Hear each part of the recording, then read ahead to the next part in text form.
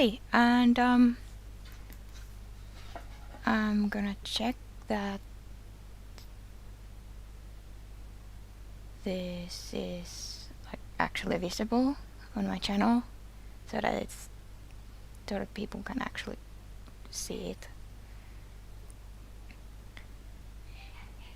And I sure hope my mic is working.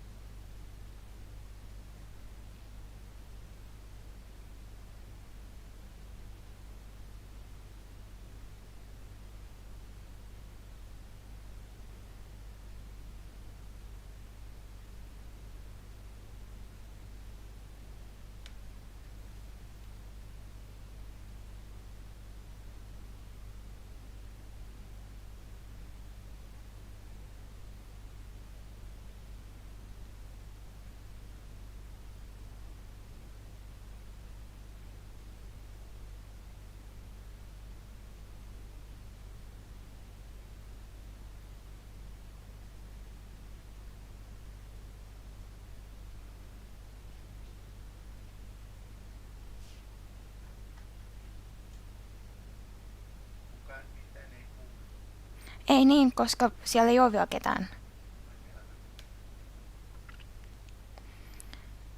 Okei, no mut yeah.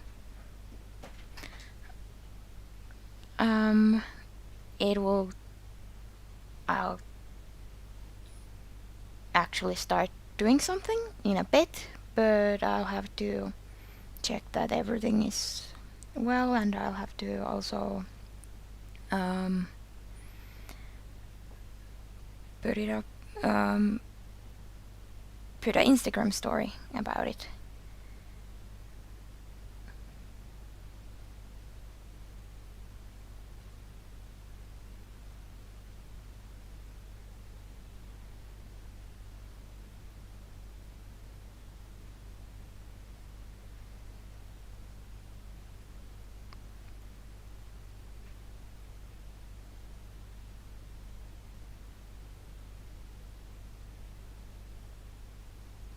Alright, I think everything is ready now. Should be at least. So let's start animating then.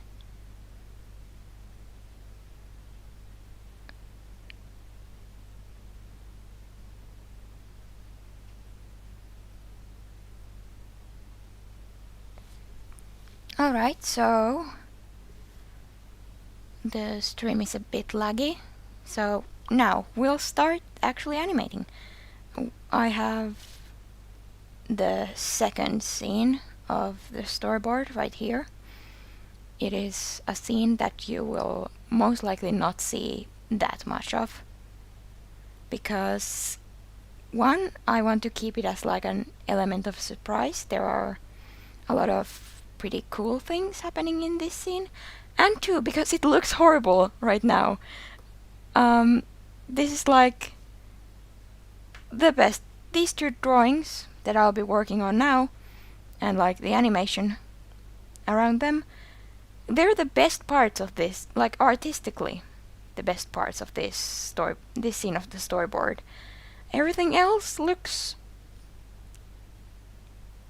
well, it does look, you can see it, and that's about as much as I can say. Yeah, well, so the animation we'll start with, if we have enough time, I have another longer scene that I can work on, but this is the one that we'll start with. It is, well, the keyframes for what will happen in this scene are right here. So it's a very simple movement, and I will not show any of these other frames in this scene because, as I said before, they all look pretty bad. Yeah. And yeah, I'm really hyped about this too.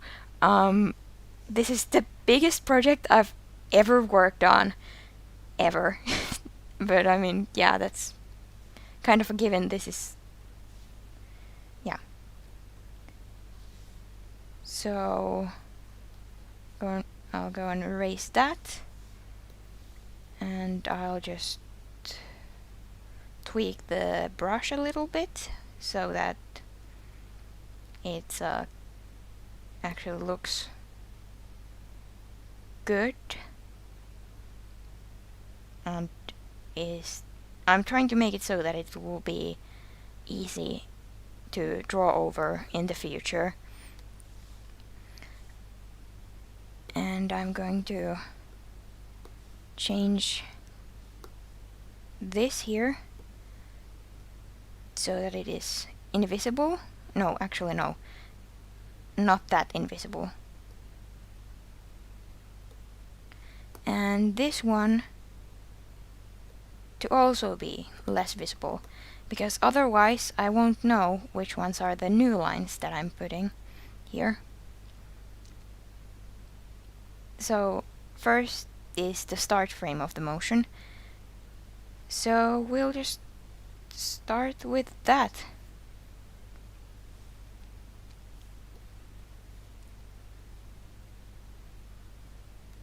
And I'm going to have to sketch over this so that the body proportions are actually good. And this is, I mean,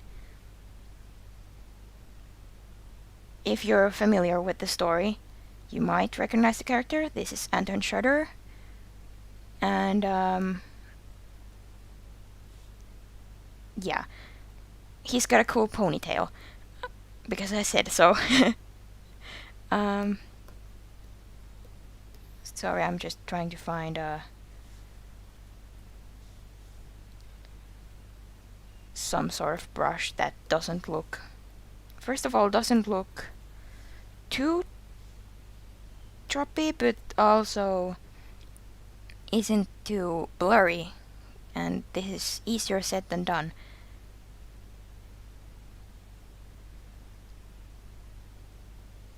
I'm just going to use this one. Yeah.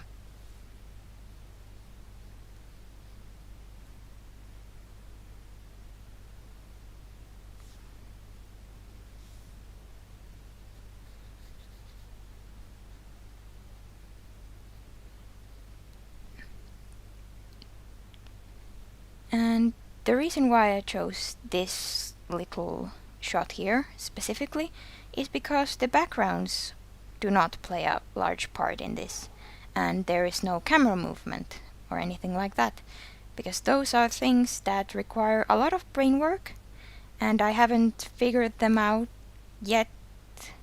Like, not completely, I have ideas, and I don't think it would be a nice screen to just watch me trying and failing to grasp a new thing, so we're not doing that. And then there's another longer scene with also some movements that aren't affected by the camera or the backgrounds.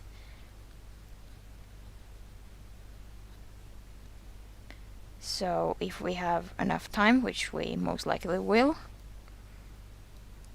we'll move on to animating that.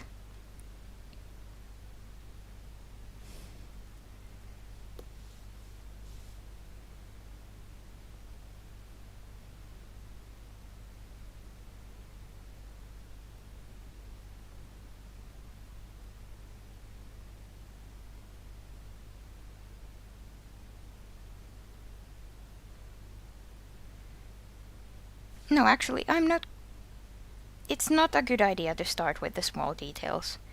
So I'm just going to leave this at that. And I'll do like the bigger parts first, and then I'll move on to the small stuff.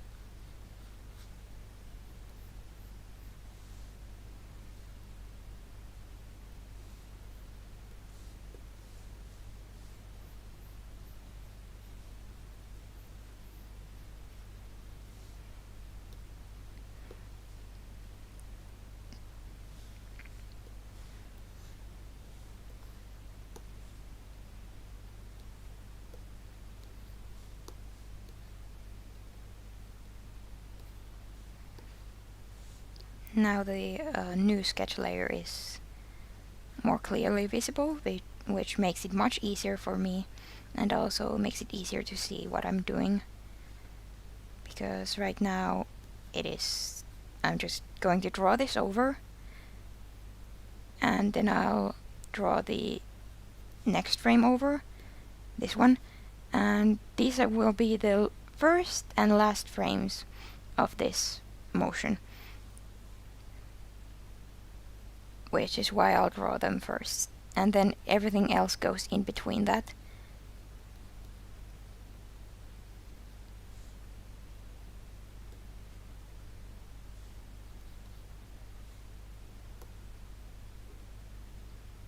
How do arms work, actually? I mean, like, I know how arms work, but it doesn't make it any easier to draw them.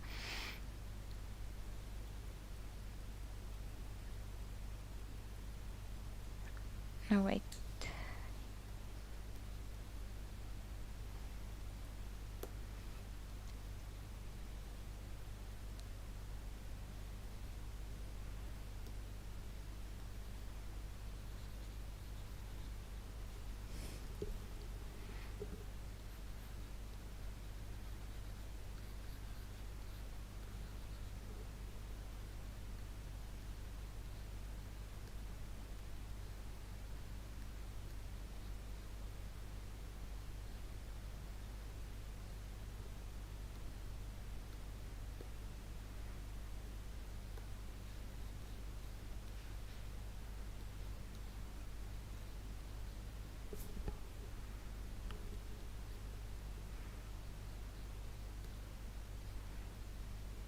Yeah, now I'm just trying to get the arm right, which is easier said than done.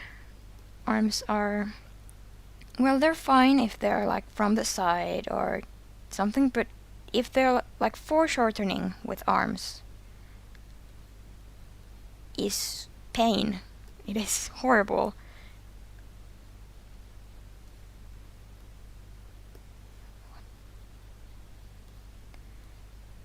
Okay, so what?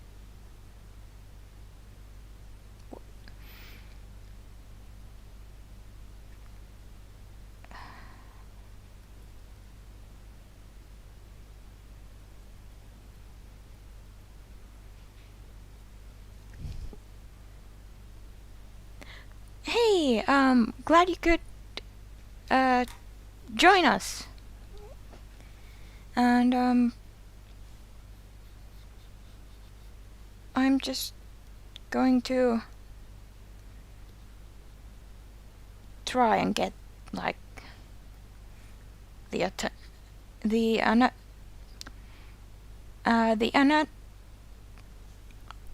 Alright, I've forgotten how to speak. Alright, like I'm going to try and make it so that I don't have to go back and change the anatomy of this. Yeah, I finally managed to say the words.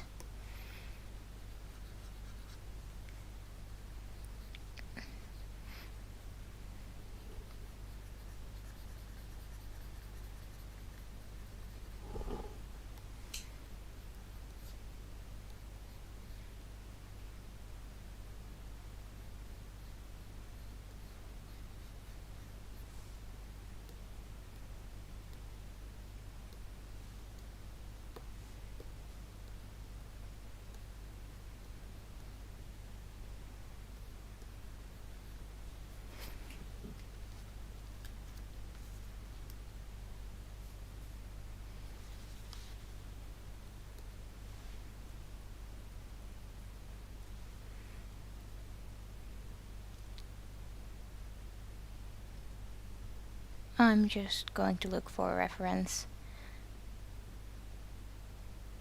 Otherwise, we're not going to get any farther from this.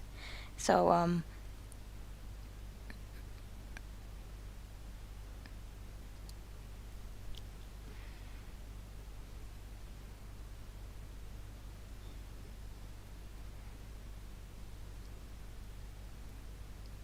alright, so the arm is too high up. We'll have to change it so it's there, but it kinda already was in the original sketch. So I just messed up.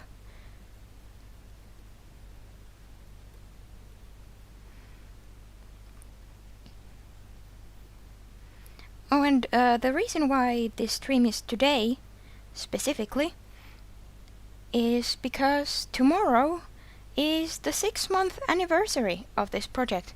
I started it on the 6th day of June, and it has been going strong since then. Or like, that's when I finally started drawing for the project. I'd been thinking about it for a little while before that, but that's the day I started making the storyboard.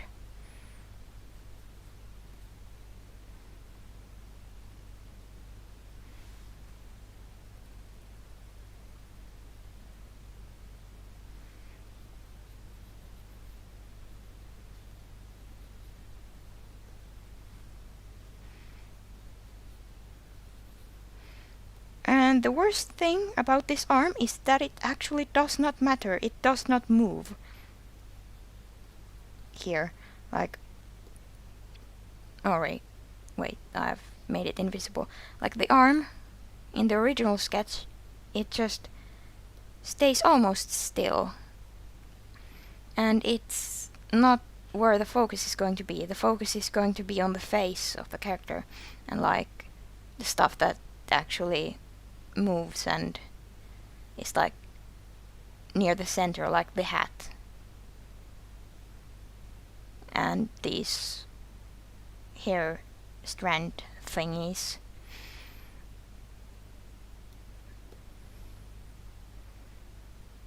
But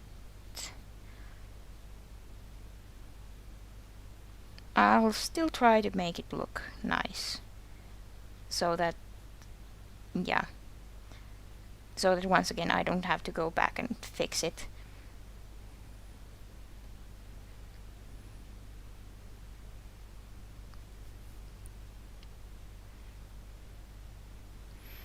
Now it would be really nice if OpenToonz, OpenToonz is the program that I am working on. It would be really nice if it could like flip it over, like in drawing programs. You can just flip the drawing over and check for anatomical mistakes. This, I don't think OpenToonz has that. So I'm just going to have to trust my gut and say that this arm is okay-ish. And the basic body shape is done, so then we'll start with the face, or like where everything is going to be on the face.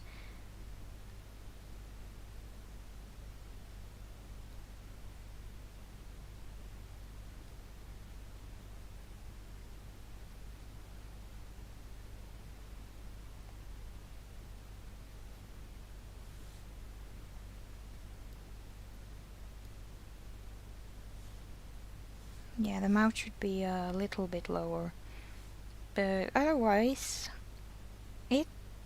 this looks like a person, so we'll count that as a win. Yeah, it is Anton Shutter. And the problem is that I do not remember what like the quick command for screenshots is on my computer, and then it just gets kind of like I need to start flipping it over in another program. So yeah, it looks fine. And like I'm going to try to avoid making mistakes that I will have to go back and fix, but if they happen, that's fine.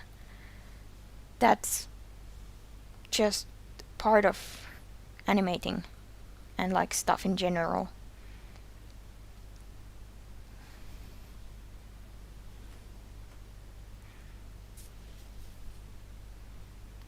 Yeah. Hold on, I'll go get the character sheet on a separate device so that it doesn't show up on the stream, because otherwise it will look really, it will feel really annoying to me and it will look really annoying to you all if I just switch back and forth between the character reference sheet and the animation. It will be just, yeah, so I'll get it on another device. Alright, and yeah, the good thing about this design is that it is not complicated at all. It's just very basic, like minimal layering and stuff. And the neck, it looks a bit wonky, but that's alright because it is not going to show up.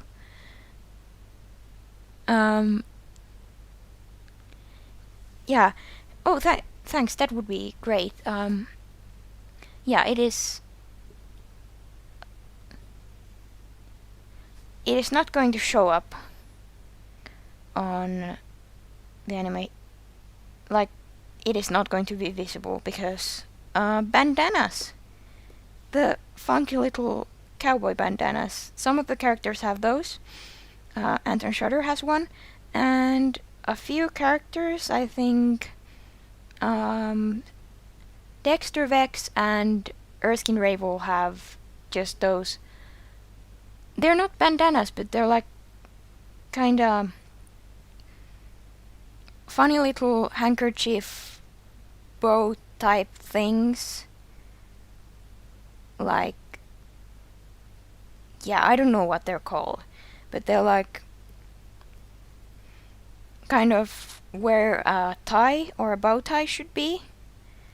And cowboys used to wear those too, I think.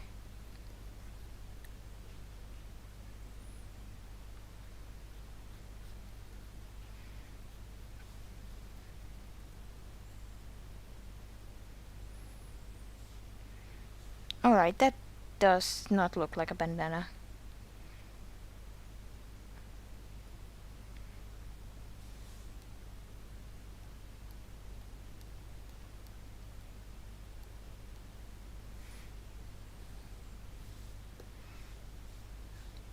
we'll see.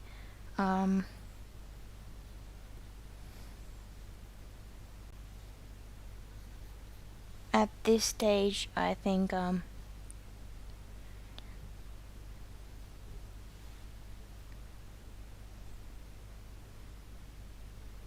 alright, so the arm does look okay. Alright, thanks. Yeah. At this stage, the bandana will be kinda scrunch up, like here, like the neck moves here, and here the head and the chin is kinda near the bandana and probably kinda going over it and kinda scrunching it up. And in the next frame, he's lifted his head, and it is no longer scrunched up, but right now it is very scrunched up, and I'll have to figure out how to draw it.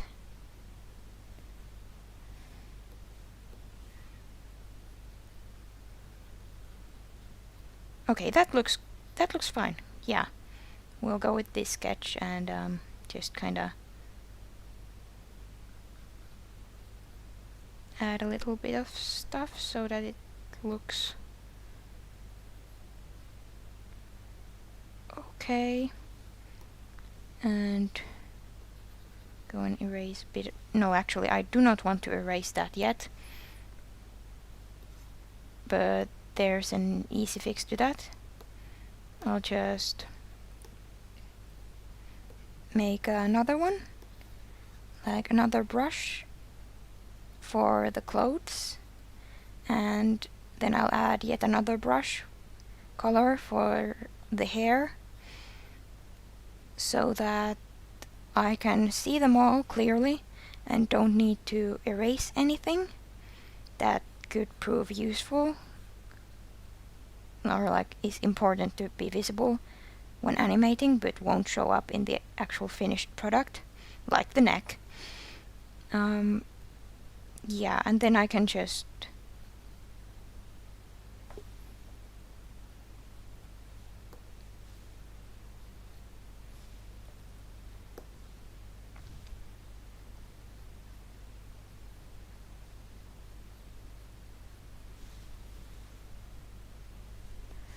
yeah, he looks cool, but he's not doing too good. Like, this is a thing with animation, or like when animating a book or something, because in the book a lot of things are described. For example, it's said that, yeah, this is not good for him, like using his gist is not good for him, like for his health, but it is not shown, it is described, which means that if I want to convey that information in the animation, I will have to show it physically.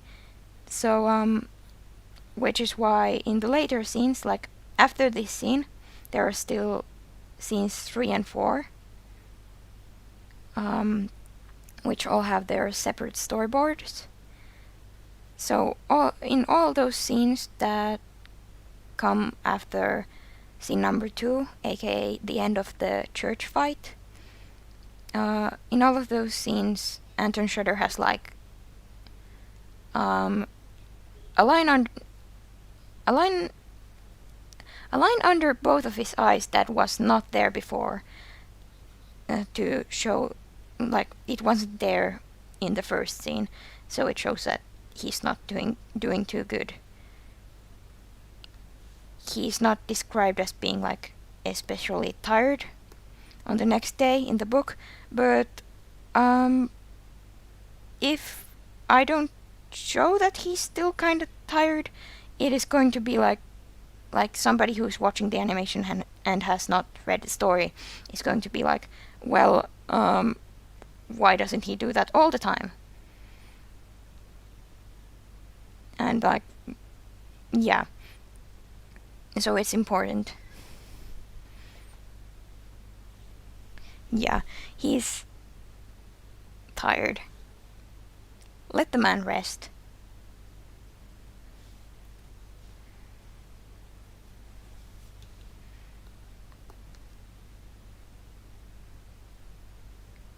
And wait, I lost the character sheet.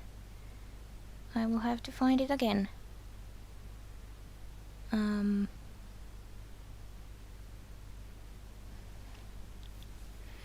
Right. And then the next kind of difficult part is at this point his shirt is kind of open, so I'll have to figure out how that works from this angle.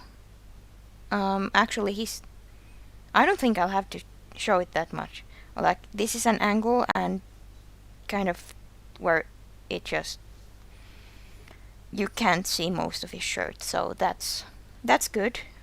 I do not want to start messing around with perspectives right now and clothes.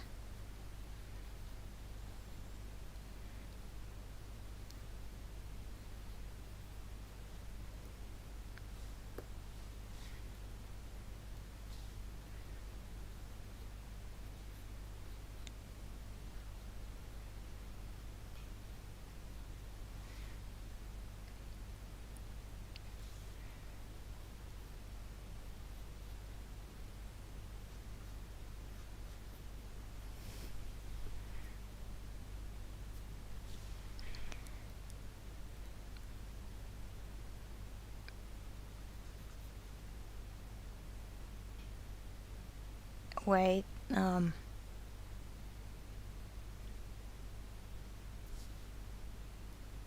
alright, yeah. I understand how shirts work, I promise, and like clothes, I am just trying to figure out the folds and stuff. Because on one hand, I want it to be realistic, so that it's just not like the sleeve is not just like this. But on the other hand, if I add like too much detail to the sleeves, it will be horrible to animate, and I will also have to make them move realistically. So I'm like the folds and stuff, so I'm trying to figure out a good balance on like detail and not that much detail.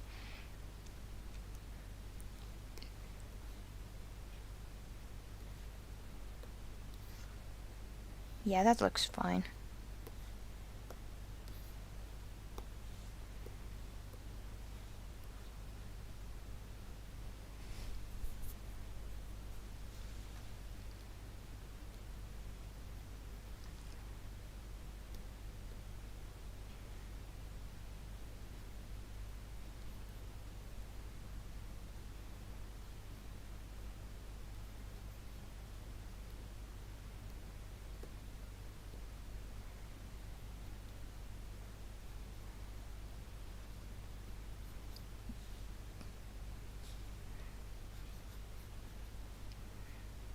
And then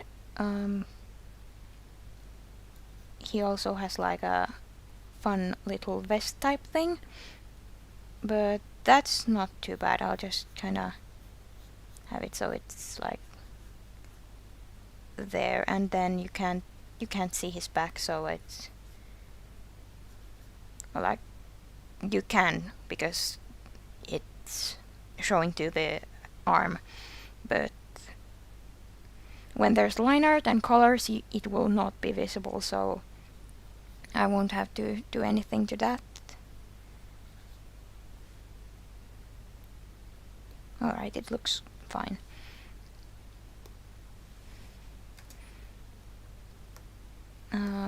Then actually, before I do anything to the face, I'm going to have to figure out how the hair works.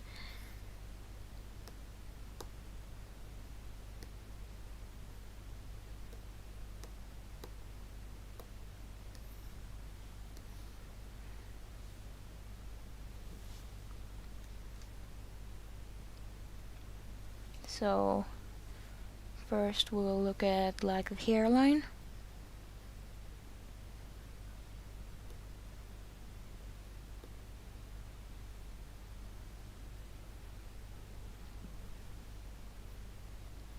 it goes somewhere around here, like so, and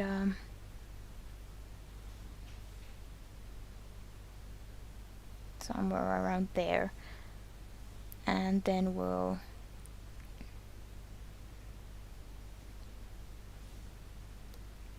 look at how the, because this is like one of the only characters with like a hair. No, actually, Erskine Ravel and Notcha both have curly hair, which is going to be harder to animate because like there's more stuff to take into account. But Anton Shutter is also going to be difficult because he has long hair that is in a ponytail, and it has these kind of anime type hair strand thingies here, which are probably would be very inconvenient in real life, but we're just going to ignore that because it looks nice.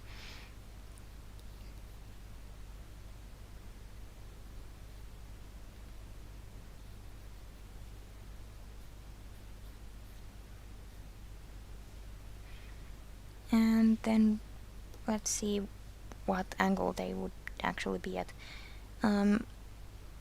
So one of them is not even visible, so that's fine. And the other one is probably going to be around here. Maybe I should have done the face first. But I've already done the hair, or started on the hair, so we're just going to continue with that.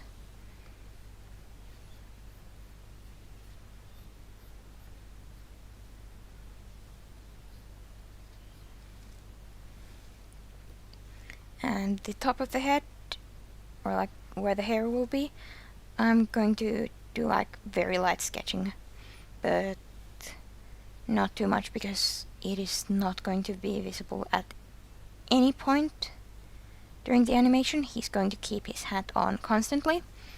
His Jace does not have a hat because the hats... Alright, I'm just trying to imagine bald Erskine Ravel. Oh no.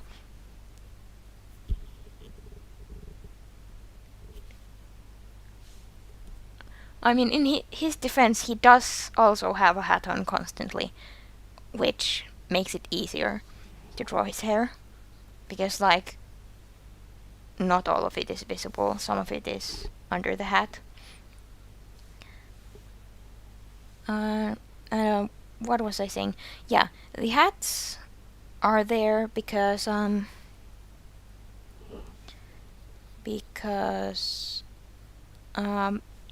the first scene there is a lot of zombie fighting. Well, there is in this scene too, but like in the first scene all of the dead men are like in the middle of the zombies, and it gets very difficult to spot them in the crowd, which is bad because you need to be able to see where they are so you know what they're doing.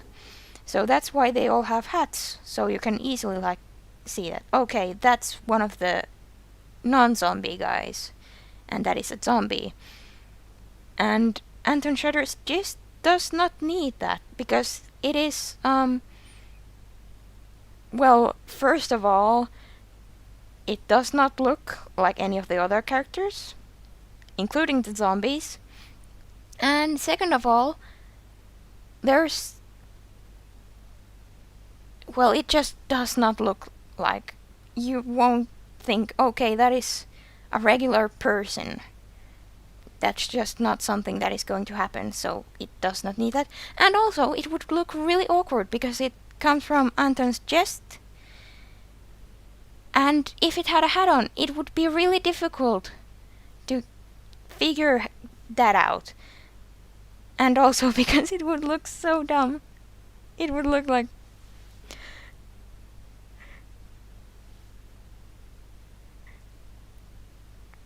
Yeah. And like the evil hat thing, actually, it's not too far because Anton Schroeder's Gist's design is Anton Schroeder's design, except with the black eyes and the sharp teeth and the claws and stuff, and because of shape language, and like I've based the character designs off like basic shapes or basic-ish shapes that have some sort of symbolism attached. Like Ghastly's design is loosely based on like a square shaped, because he's like very stable, and you know what you're gonna get with this guy. He's pretty nice, but he can also just do stuff, and he doesn't like do stuff impulsively out of nowhere. And like Skulduggery, on the other hand, is kind of based on a triangle, because he does do stuff out of nowhere, kind of either impulsively or like he's planned it, but you can't know that he's planned it. And Anton Schroeder's design is based on a trapezoid, or like this, because it's like somewhere between a square and a triangle, with the square shape representing stability, and the triangle shape being the opposite of that, like instability. So in theory, the trapezoid would represent like controlled chaos, and the gist design is loosely based on a triangle. So like here the hair strands will like be kind of sharper, and everything else will just kind of be sharper points. So if I were to give his gist a hat, it would just be like a sharp cowboy hat. Alright, shape language tangent over.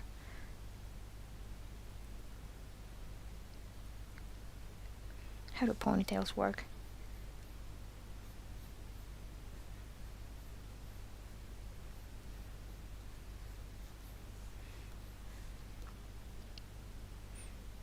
Oh, I'm going to have so much fun going over this with like a line art brush a few months or like a year from now, when I'm like, what do all these lines mean?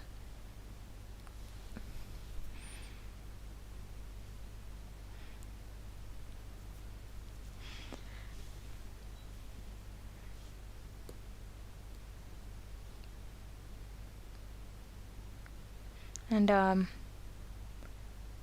now at this point, what other I could talk? Actually, shape language rant continues, because like most of the characters are based on like pretty basic shapes. Saracen's is like a kind of a rounded square. I don't know. He's not very threatening or scary, and like the and like a rounded square would be like a mix between a square and a circle, and circles are generally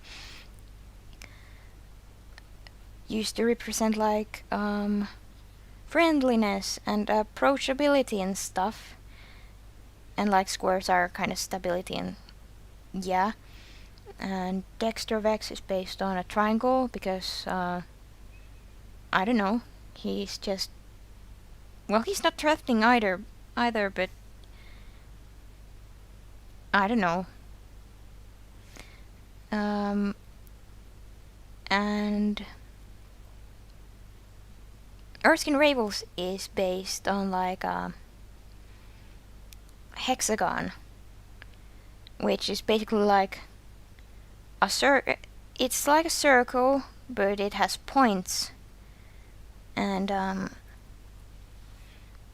so it could be said that it is like a mix between, or like a circle but with elements of a triangle, And I will not explain that, or like, I don't know if I should explain that because it is very much a spoiler, but it does relate to a certain part of that character, or like some stuff to do with that character. And the hair is done, so now the face and then the hat, and then we'll do the next frame, and these will once again serve as the very first frame and the very last frame of this one specific shot, and then we'll start adding everything in between.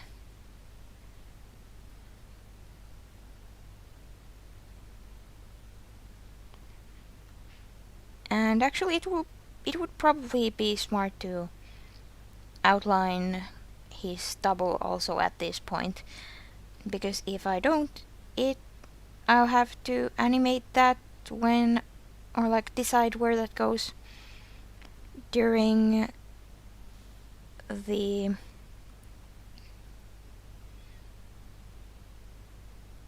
actually in this first frame I'm just going to have his mouth closed. It will look cooler and be more effective if he just kinda yeah.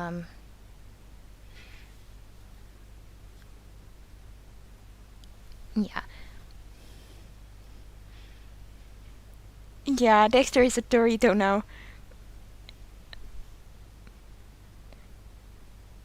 I mean, because the triangle is also used with like characters that go really fast, like Sonic the Hedgehog.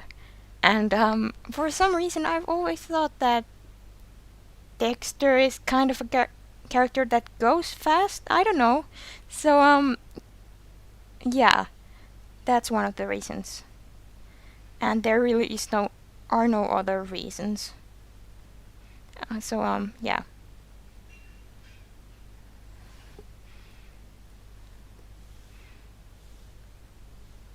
Alright, I need to fix the chin.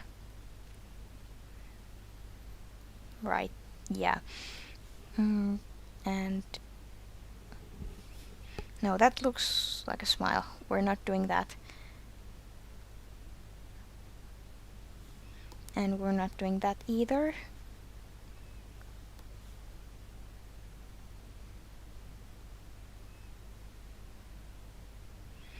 And now I'll outline the stubble.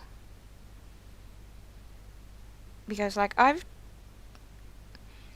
done it before, like in like shorter animations I've often done that I won't sketch out like markings on a character, like stripes on a cat, and I will only decide where those go when I am actually doing the coloring. And it has worked for me like for a while now, but at the start it did not work. And like the characters, like if a character had like spots or stripes or something, they kept moving, and it just, if a character's markings aren't meant to move, then it would be weird if they just kind of flicker around even when the character is standing completely still.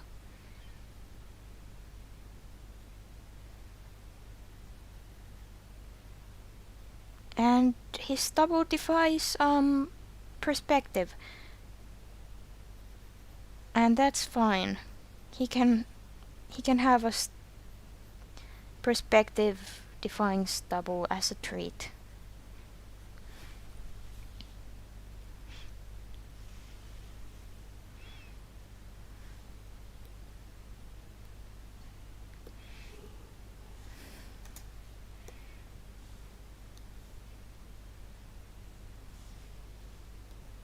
No, that does. I'll go back to that when I've finished the rest of the face.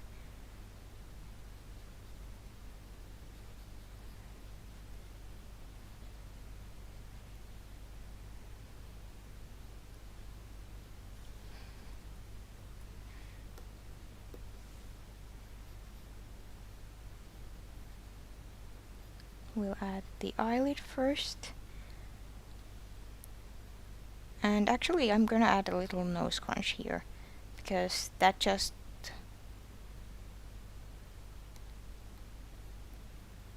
yeah, that'll... it's going to make it look like less static and less of a... I don't know where I was going with that sentence, but it'll work.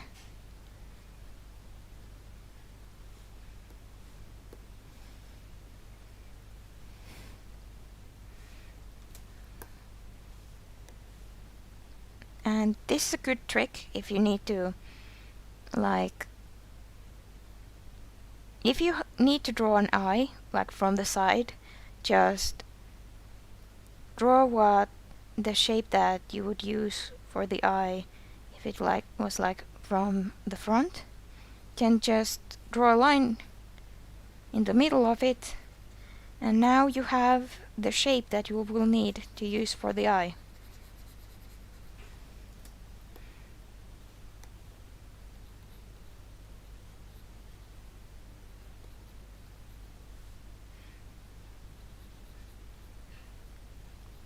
And at this point I'm just going to add a lot of lines under the eye, because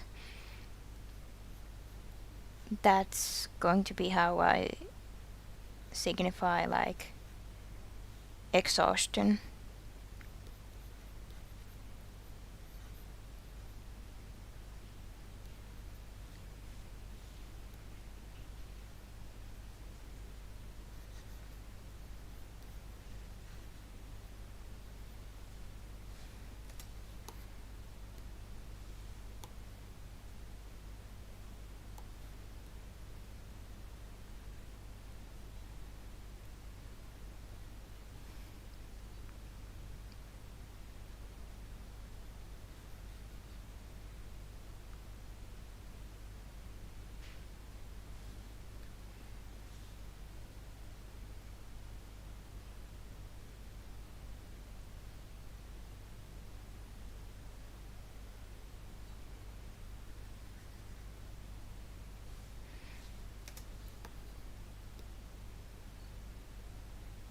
Alright, that looks...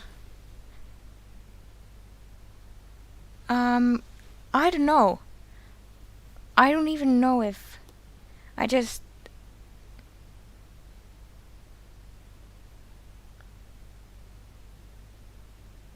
when I was, like, sketching this out, the brush used for the sketches in the storyboard is different from all of the other storyboard scenes, because I thought, hey, this will make it faster and maybe less rigid. It did... it did make it a bit faster, but it barely made it less rigid, and a lot of the things in the storyboard look really bad. Especially everything to do, or like currently look really bad. When I actually start refining them, they will look fine. But like especially everything to do with Anton's gist, but like I was having a really hard time with these expressions here, or like making them look like anything, because the brush is thicker and less see-through than the normal brush I used for the previous scenes and the next scenes. So it made drawing expressions a lot harder. So I was just trying to add every little detail that could make this expression look, and like this whole frame look more like he's tired and not just, I don't know.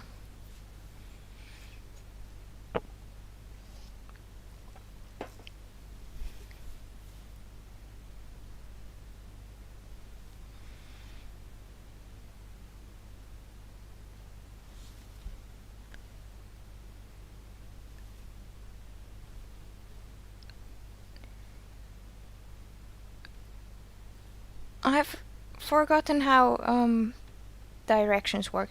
Well, like this blue hair strand, or like this hair strand here in the sketch, which is not going to be there, like at the, it is not going to be visible right here.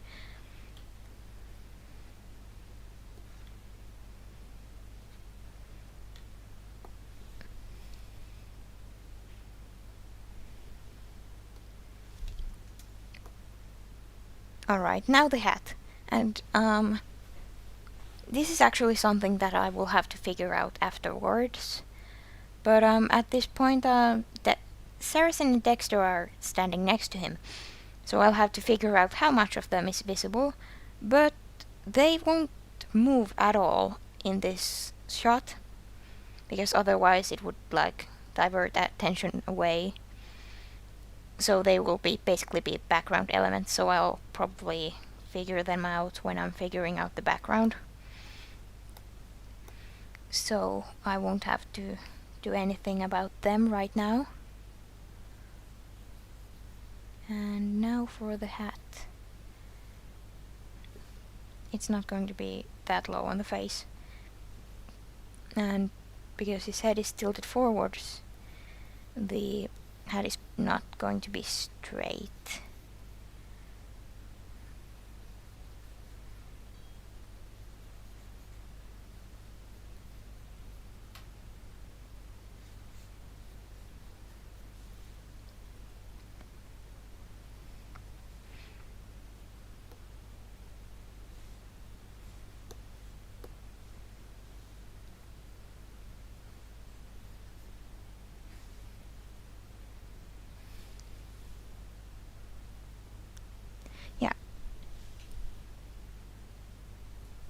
But the other hair strand, while it is not visible in this one scene, it will be like, because there is going to be a movement here, so it at one point it will probably be visible, because it will kind of swing forward when he moves his head, but then it will maybe go back to being hidden. Not sure yet. We'll get there. We'll look at that when we get there.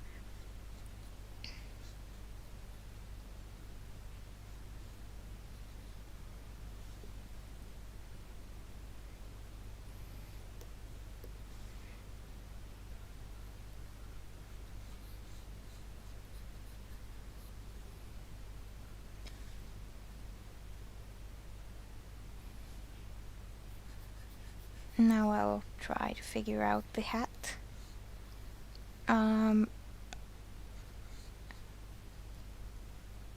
Like when I was first posting like character reference sheets for the characters, I like on Tumblr. Most of the posts I would go on a tangent about cowboy boots, because they look horrible from literally every single other angle other than straight from the side. And I would I had like a comically enhanced hatred like for cowboy boots. I don't actually hate cowboy boots, but it's a lot funnier to say cowboy boots are literally the worst shoes ever than to say, well, I personally do not like cowboy boots that much because they are hard to draw. But I never went on a tangent like that about cowboy hats, which I really should have, because they are also bad to, or like hard to draw, and kind of funny looking from literally almost every angle except like a few. Alright.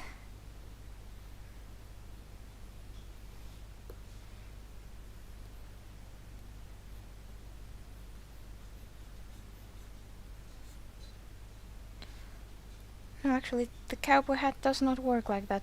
I was looking at the previous sketch, but I forgot that at that point I did not know how cowboy hats worked, especially not from the side. So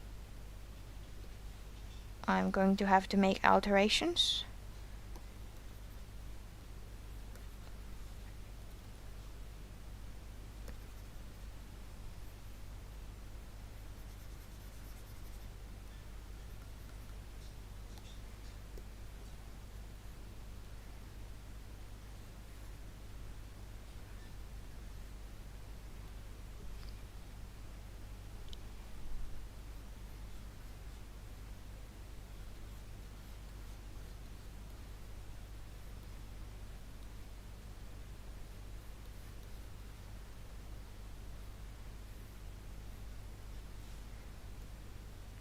Alright, yes, it looks like a hat. And a cowboy hat, nonetheless. It would be a pretty epic fail if I spent all this time trying to draw a cowboy hat and it turned into an ushanka or something.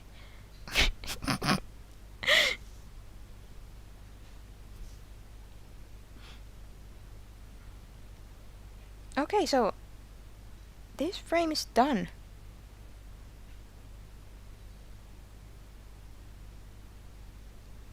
And next we'll do this, and we'll actually turn the onion skin on.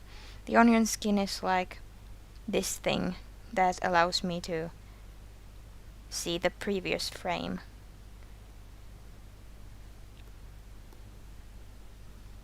But it also makes it harder to like make out the actual sketch. So first let's look at what things stay the same.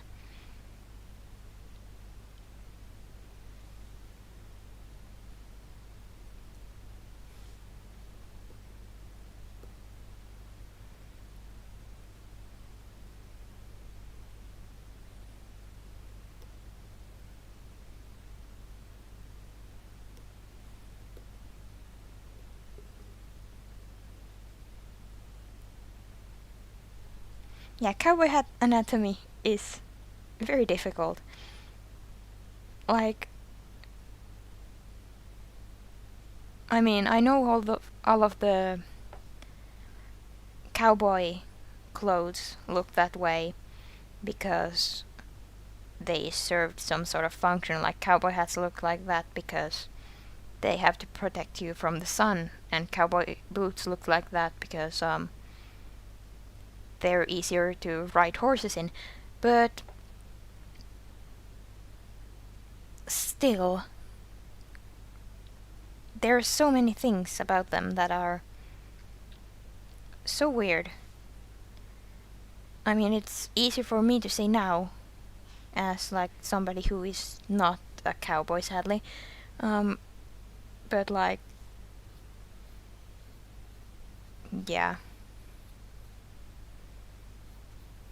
And like bandanas also serve like a functional purpose, so that dust doesn't get in your face. But it's still a bit like, yeah.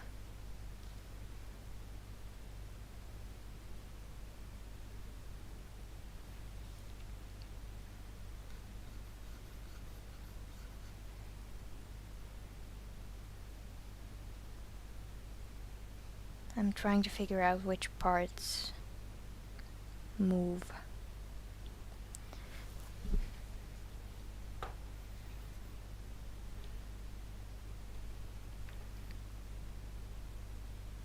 So yeah, if there's weird shuffling sounds, I'm trying to act this out so I see or like know where the movement is actually. Okay, so yeah, I think I have it figured out. The torso does not really move that much, but this angle, like here like the line of action goes like that, and here it will need to go like this. And actually the back will probably kinda curve with that, or actually that doesn't matter because the back is not visible at any point.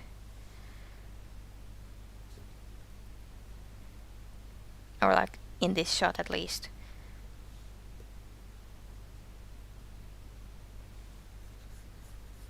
So there's like a bit of a difference there.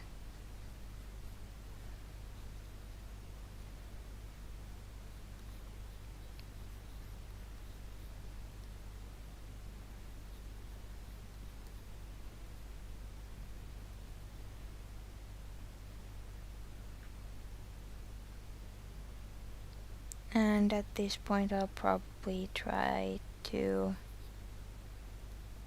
add some like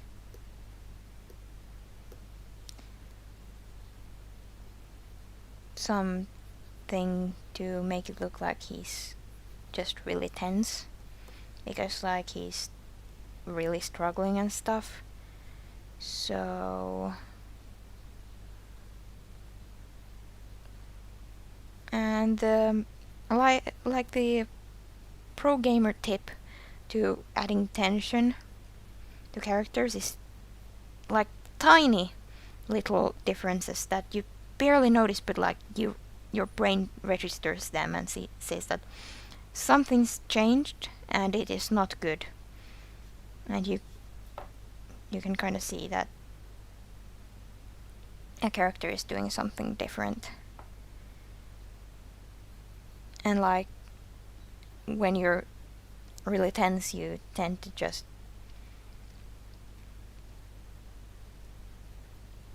be kind of on edge, which also adds those little movements and stuff.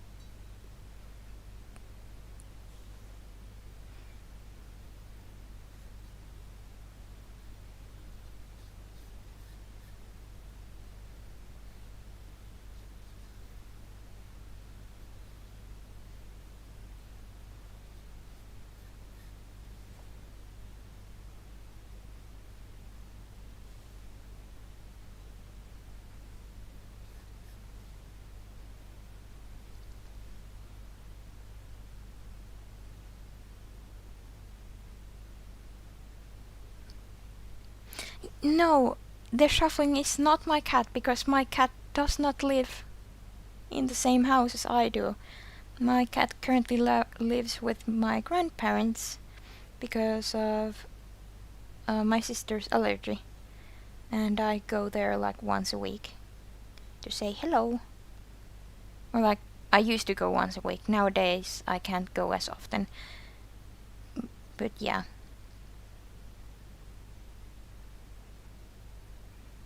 Her name is Nanna, and I think she's...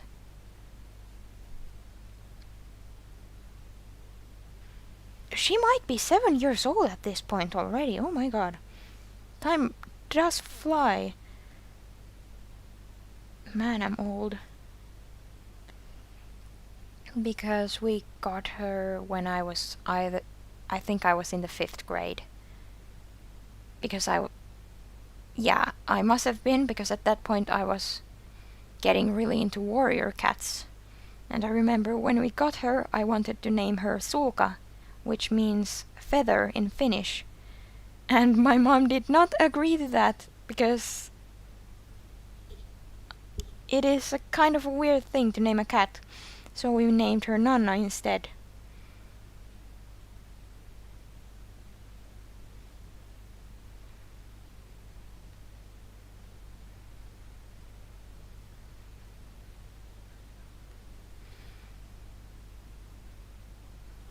But Nanna is doing good.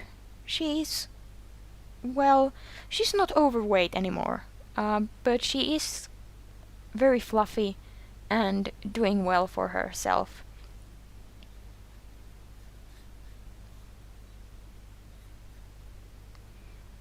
And yeah, she's very nice.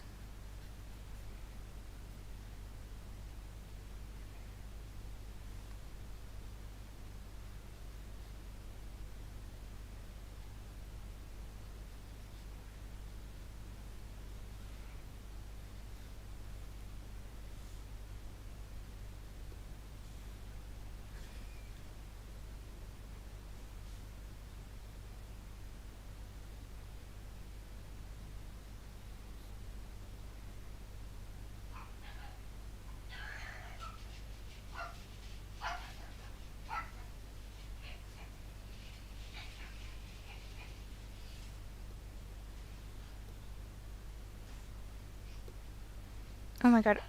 Wait, no, it actually wouldn't have mattered. I was startled because I almost like pressed play. And I was like, oh no, then all of the really weird looking storyboard frames would be visible. But then I realized that the sketch layer isn't even like visible, so it wouldn't have mattered at all. It would have just been a bunch of blank frames.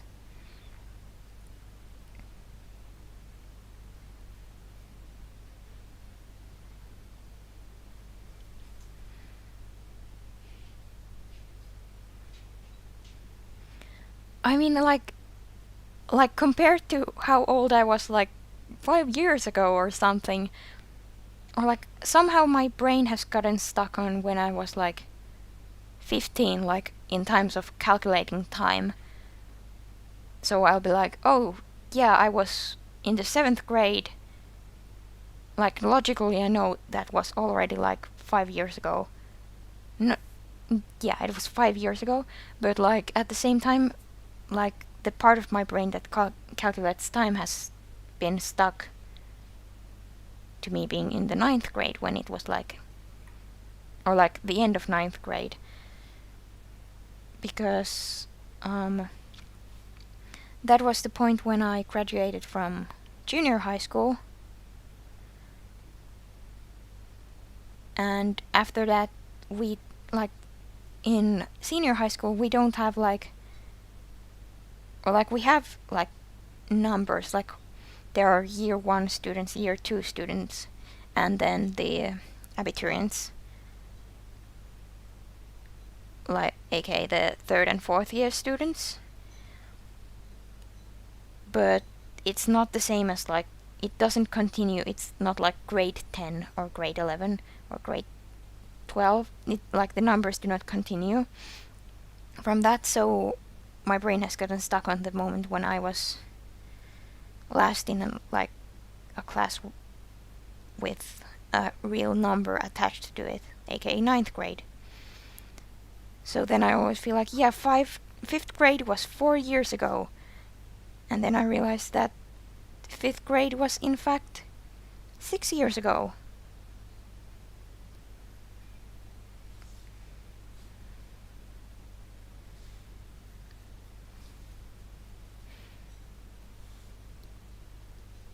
Okay, the face shapes are about the same. Except the nose. I'm going to have to fix this part of the nose a bit. Alright. It looks fine, and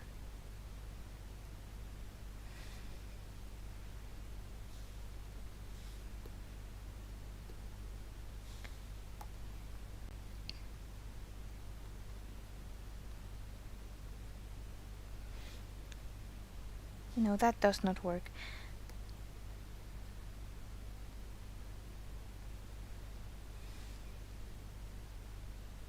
Alright, I figured out the problem. I've made the head larger.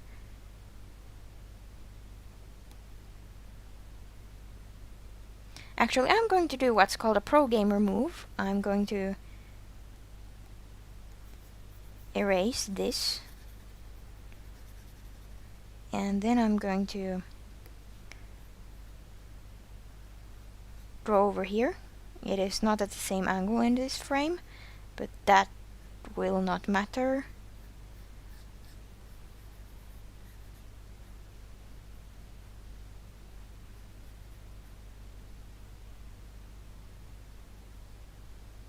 And just there.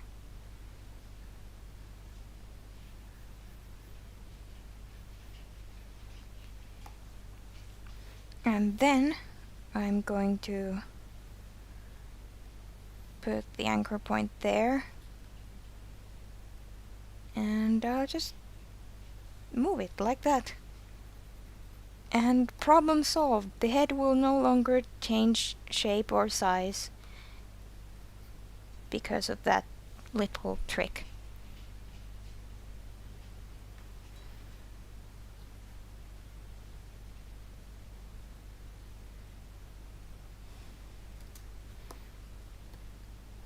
And the eyebrow is actually going to be a bit farther up because in the first, like in this frame, he has his eyes squeezed shut, but here his eyes will be open,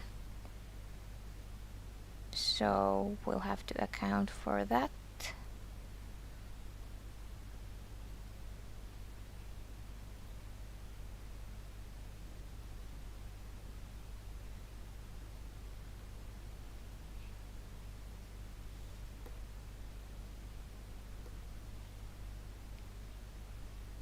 Oh my god, it looks like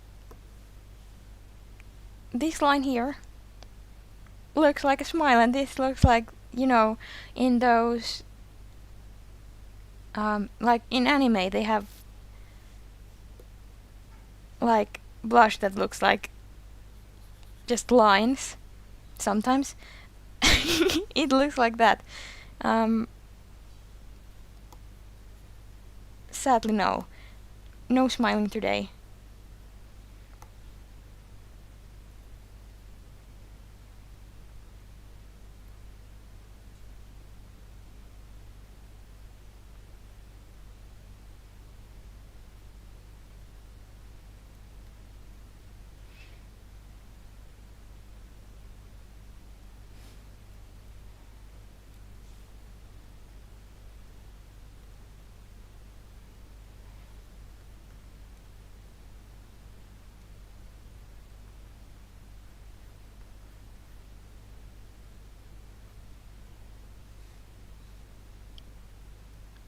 Alright, that looks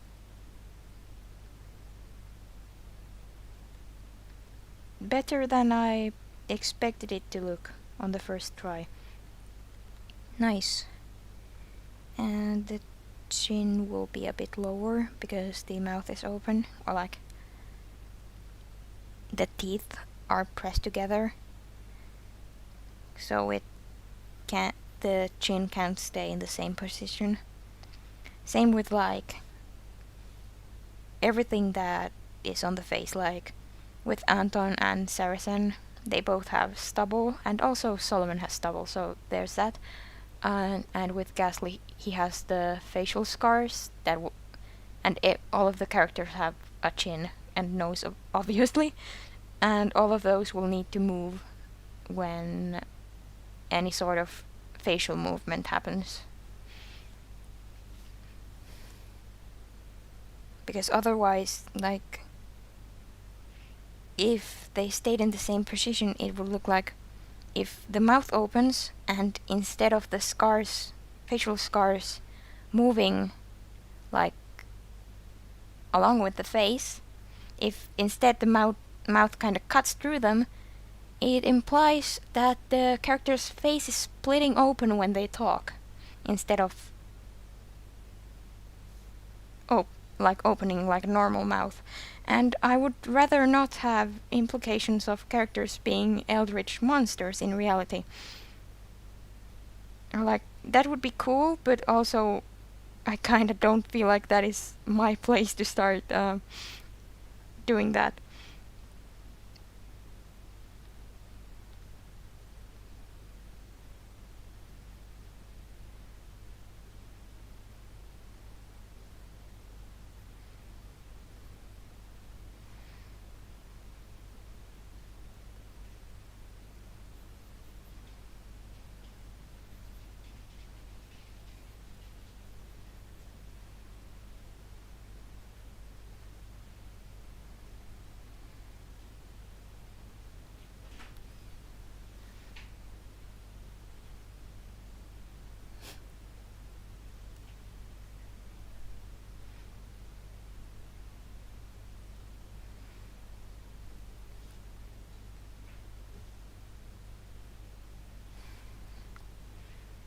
we'll have to make this visible again. Actually, yeah, no, that's fine. In this sketch, like the original storyboard, his face is, like he said, is straighter at this point. But no, actually it looks better that way. I'm going to change it so that it is that way. And it'll also be easier for me to see mistakes in the anatomy if the head is like straight on. Yeah, there are quite a few. First of all, the chin, I have not made it large enough. Or like it does, the chin has, in comparison to like facial features moving, has not been accounted for. And now it has. Now it looks fine. And the crane, or like this part of the head, is a bit large, but it will mostly be hidden by hair anyway, so that's fine. And like the hat, this part of the head is not going to be visible at all.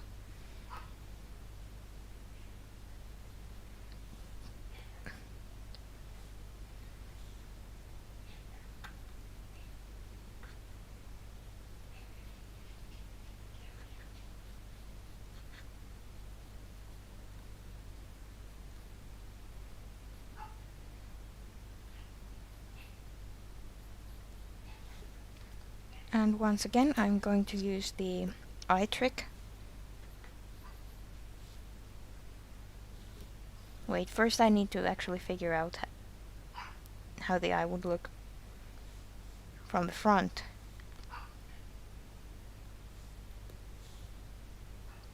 Probably something like...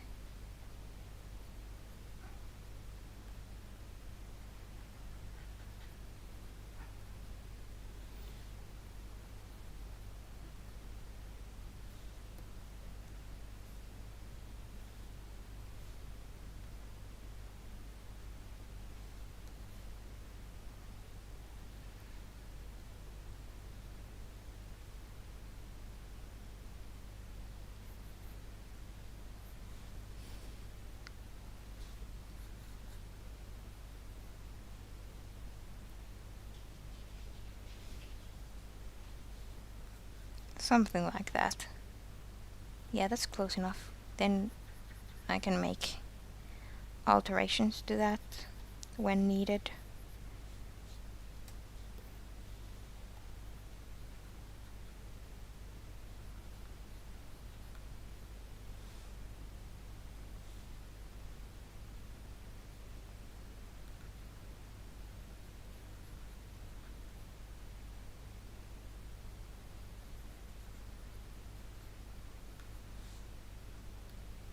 Yeah, that's a pretty good eye shape, actually. Except right now it looks like he has emo eyeliner.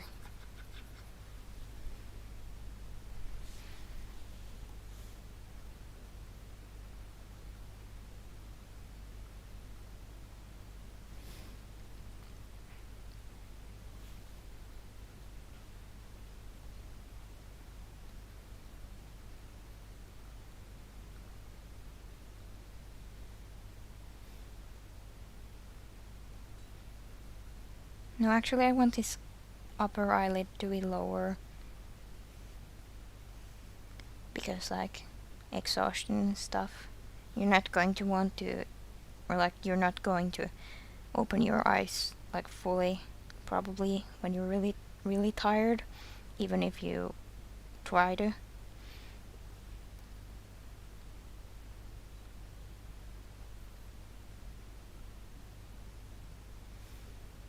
Okay, no.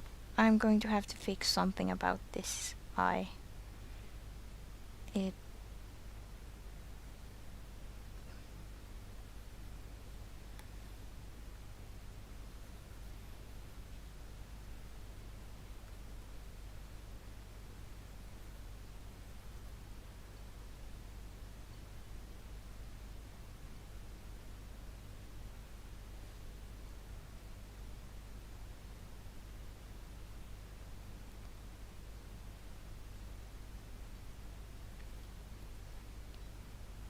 And I'm going to change the eyebrow a bit too, so that it looks more tired than angry.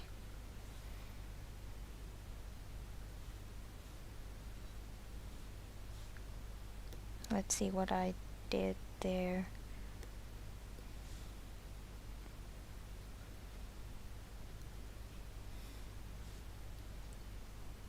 Hey, that looks better.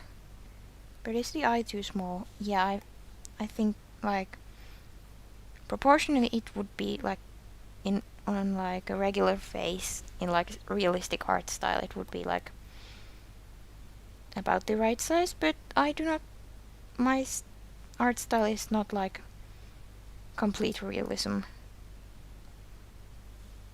so we don't do that here. We have overly large anime eyes in this house.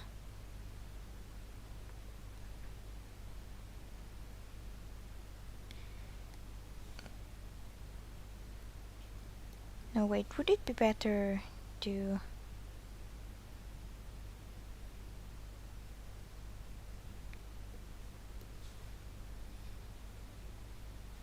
straighten out this eyelid a bit too, so that it looks more squinting rather than just...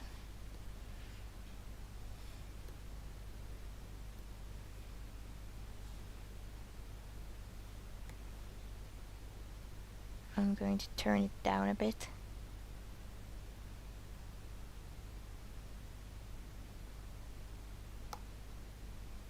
Hey, that's what it needed.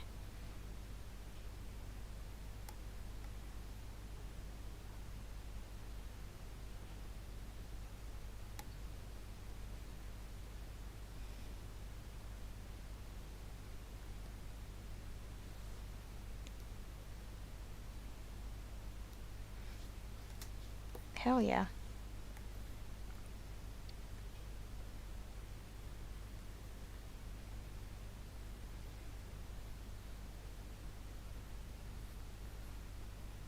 Yeah, the cranium is bothering me, so I'll just erase it a bit, even though it will not be visible.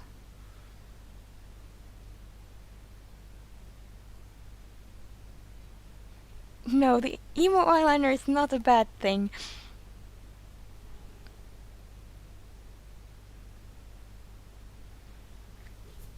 I don't know about the tear, but it needs something, and I will have to think about what that is.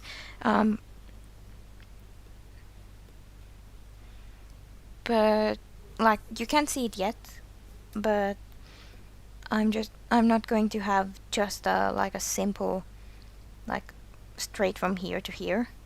No, wait, now the head is too small.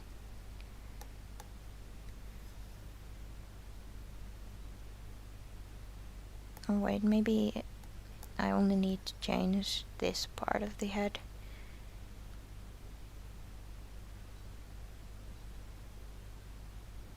Yeah, that does it.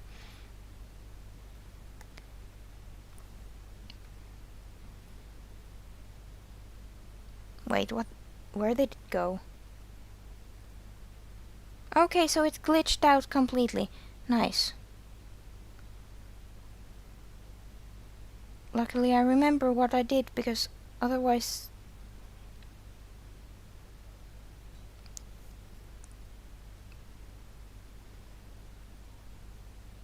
Yeah, OpenToonz decided that I do not get, like...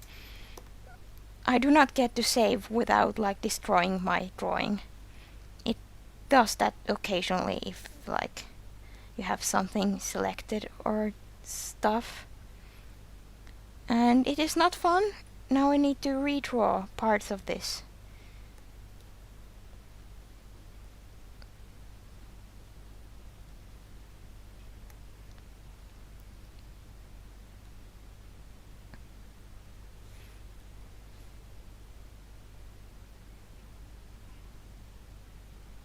OpenToonz just took the lower jaw.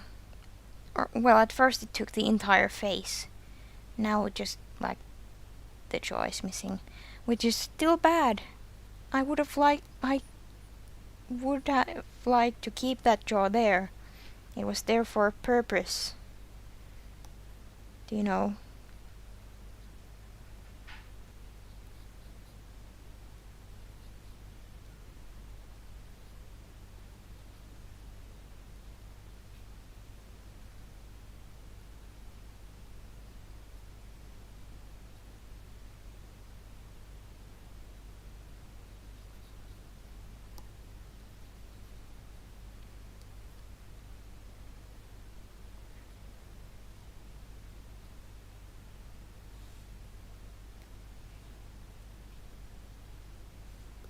There's something off about this part of the face. I'm just going to... Man, I'm really bummed out. That was...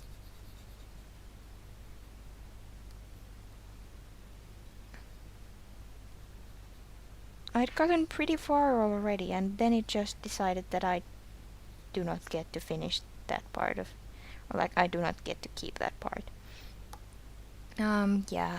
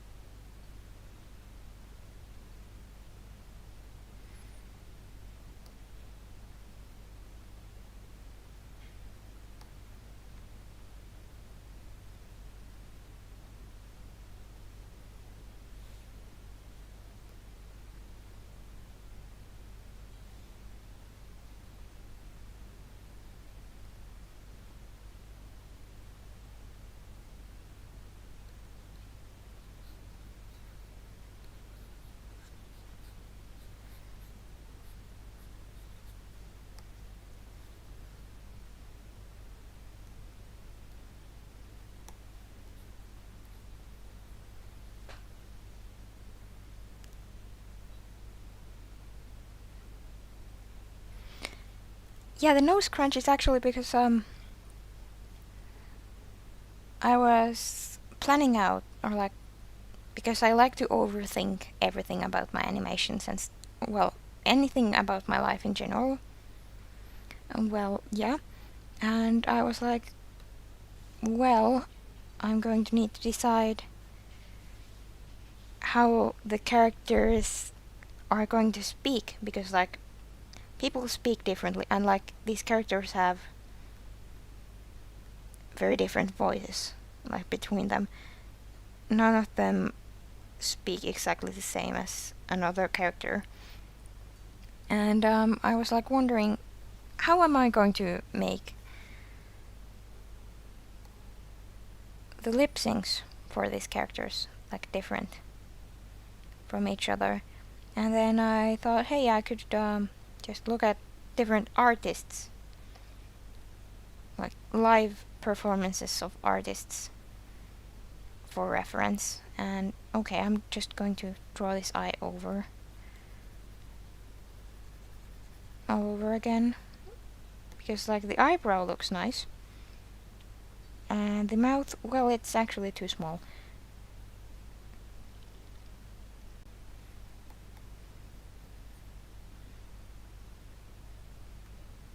Okay, that's more like it. So I was like, well, I know how to like exaggerate poses and stuff. So like characters that speak very or like in a very characters that speak in a very lively manner, like Erskine Rabel, for example, they're going to be easy because I know how to exaggerate. And like, if I need to practice that, I can just look at how I myself talk. But characters like Anton Shutter are going to be harder, because I don't think he would like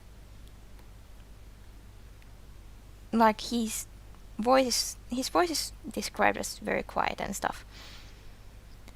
So I don't think he's going to like do a lot of different or like very like clear facial expressions that you can easily tell, okay, now this character is sad. So it is going to be harder to think of that. So I was like, well, I'm going to look at Radical Faces live performance and like other artists' live performances, and I'm going to see if I can find any like little quirks to give to characters. And I did find some. For example, the nose crunch. And I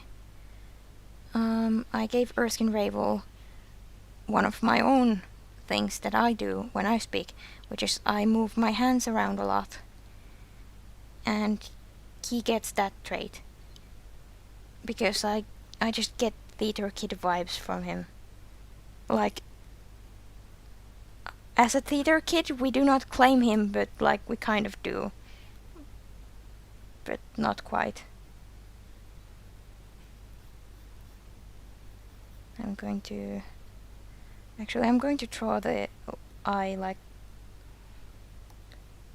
from a straight angle first, and then I'll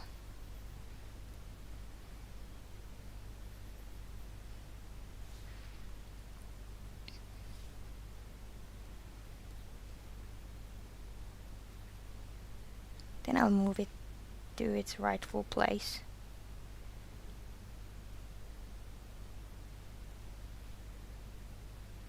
Right now it looks so dumb. I'm going to quickly place it here and do the thing.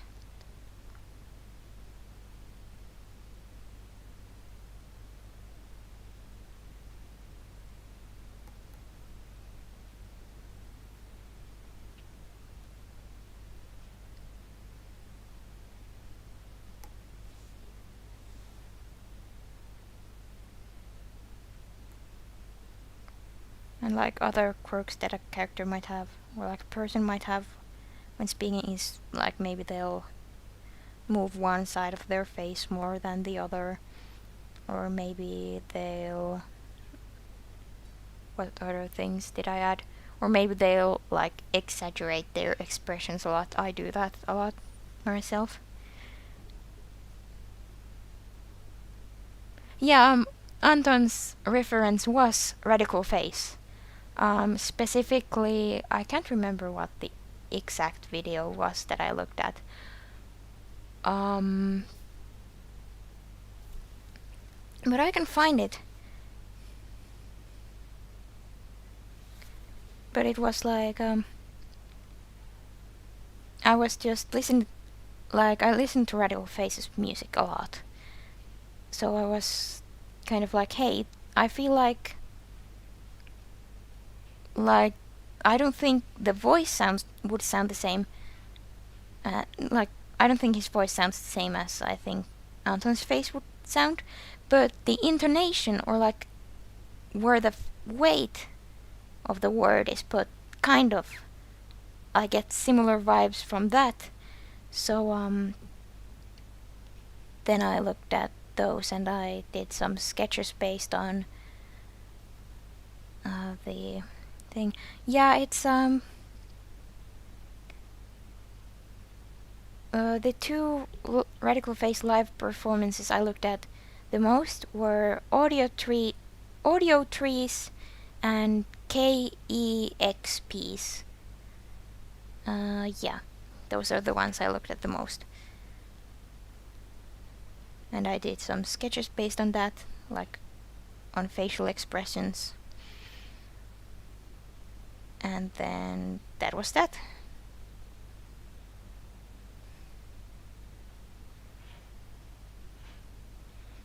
Yeah, Theater Kid Erskine is...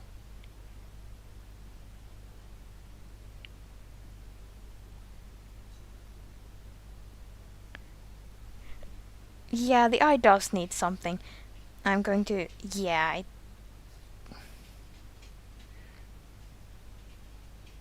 I need to figure out a good anchor point for it. Because the lower corner just kinda does not look that good. And I'm going to...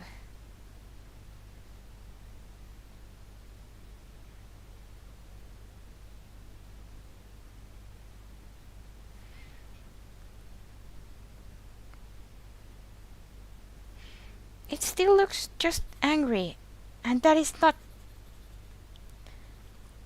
like if this expression or like this shot was done like from straight on, I would know how to do this expression, but here I do not know. I'm going to do the eye life hack again. This is like the basic shape of the eye, and then I'm going to figure out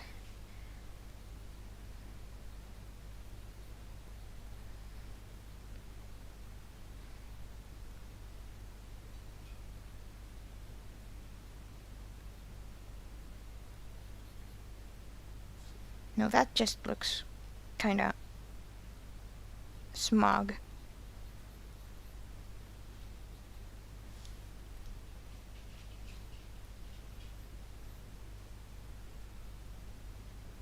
And the thing is, I have drawn an extreme similar. No, I've done like a lot of very similar looking facial expressions, but they've always been like from straight ahead, or like from a 3/4 angle.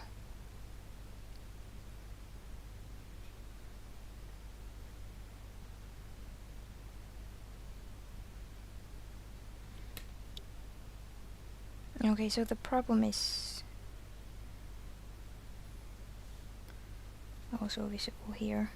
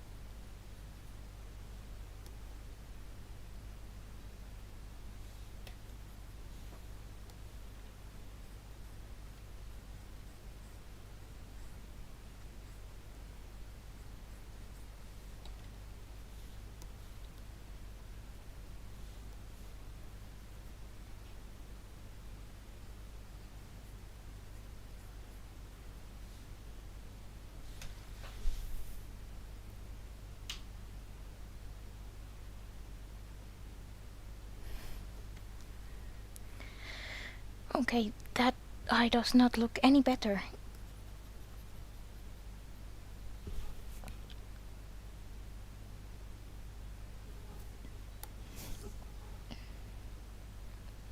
What am I doing?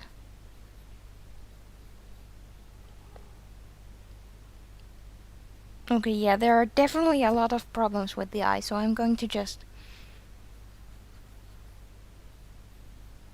This is what like a basic person's eye would look like from this angle, right? So I'm going to make this look more squinty. I don't actually know what the squinty is probably not the word, but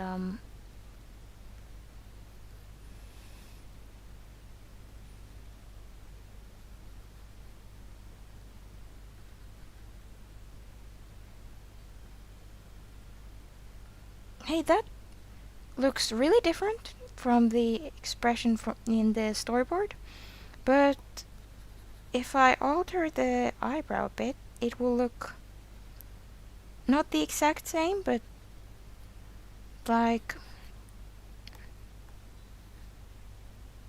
it will be something that works in its place.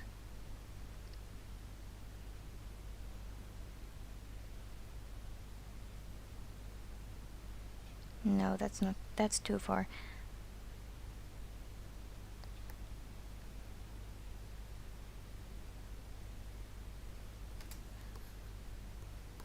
Okay, it's still not in the right place. There.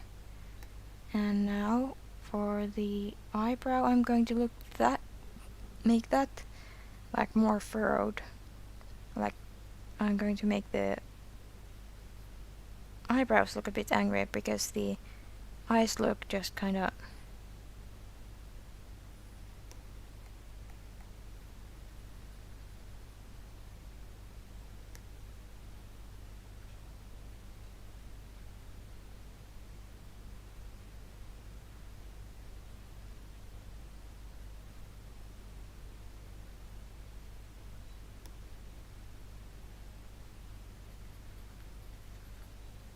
I'm sorry this single eye is taking me so long.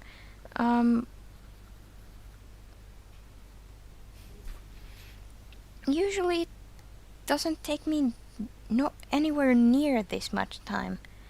But like I did choose a very difficult angle because I thought, hey, this one doesn't have moving backgrounds. That means it will be easier. No, it doesn't. I had what one would call a bit of a dumbass moment, but that's okay.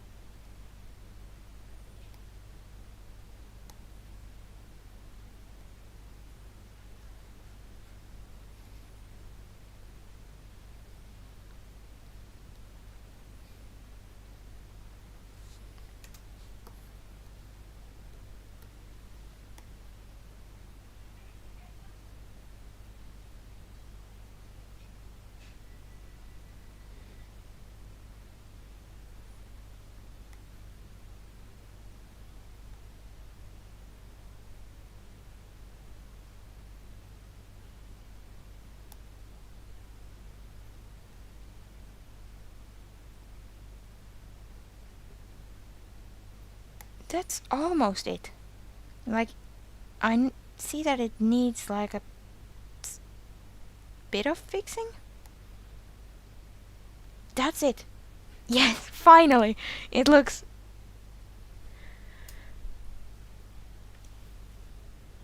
It actually looks like an eye now. Yes. Alright, now for everything else. I'm gonna remove these fancy eyes here. Rest in peace. I'm going to turn the onion skin back on and I'll just continue on as if nothing ever happened.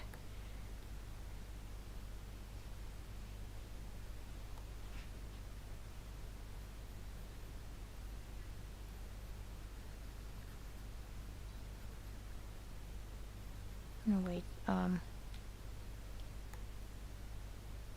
now there's problems with the chin, but that is easily fixable. I can just move it around here. And there, now it looks more like what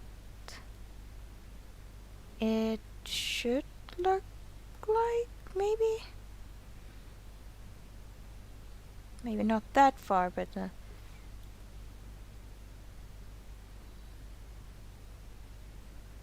not that far off either. That's fine. That's okay.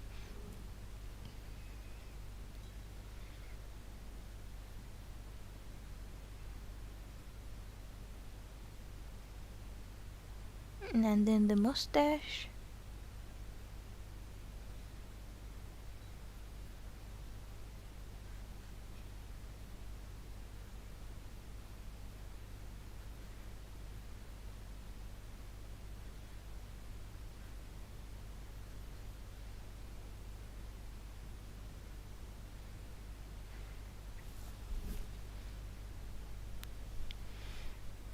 And then I'm going to...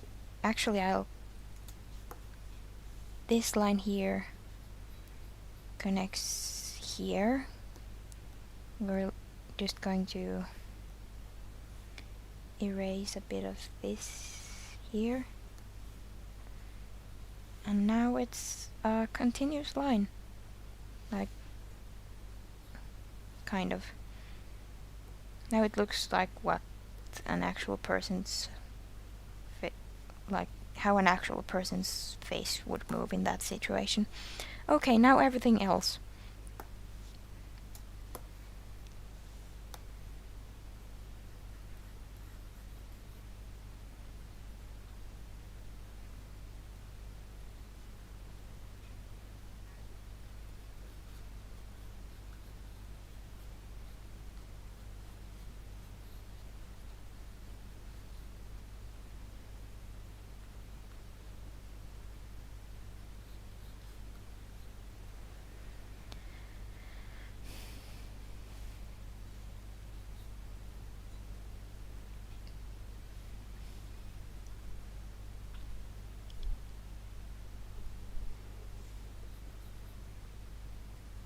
Yeah, I'm glad that I don't have school tomorrow, because it's Finland's Independence Day. At first I was going to do this stream tomorrow, because it would like be the actual date of the 6-month anniversary, but then I realized that other people don't have days off on that day, so it would be like less accessible to people. So I didn't do that.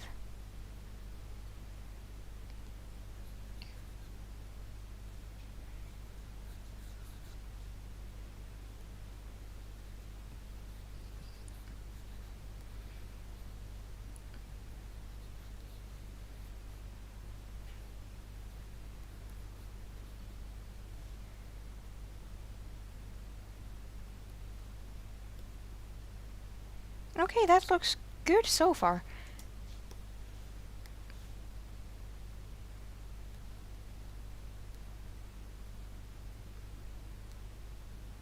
I don't think I'll be able to finish animating this shot during this stream, but I will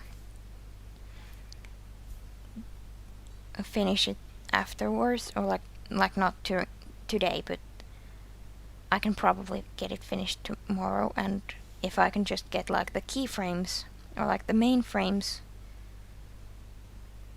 done today in this stream, then that's good enough for me. Because then after that I'll just do the in-betweens, which are boring to look at most times. Yeah, the keyframes are like the meat of the animation. Wait, that sounds so weird. Yeah, they're the most important part of the animation. Like the final, like the most extreme, like the point where the head is the lowest. This is actually not the point where the head is the lowest, or the point where the head is the highest. You know what, I'm going to fix that chin just a little bit more, because right now it is... There we go. Yeah.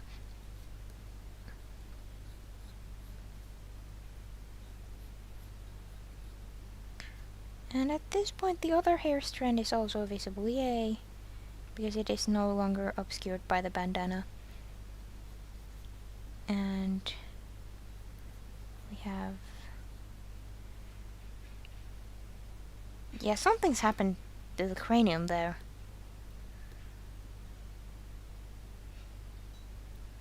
I'm trying to figure out what... Oh, this line goes a bit too far.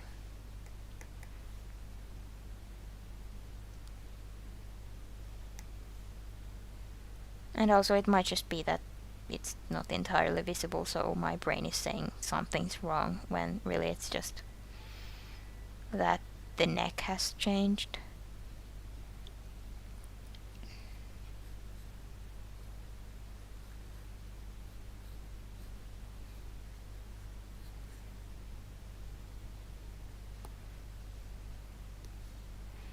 And now the hat... now let's save so that I don't... It would have been such... It would have been so bad if... Like, OpenTunes crashes sometimes. It is one of those programs that will crash at one point. Sometimes without a reason, sometimes if you try to do something too drastic.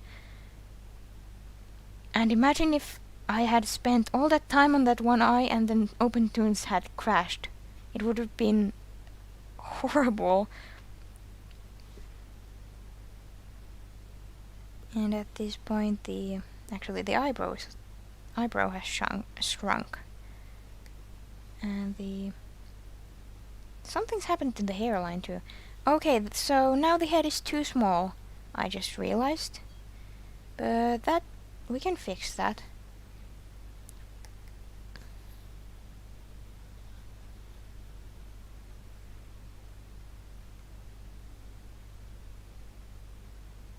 Scaling tool, my beloved. Nice.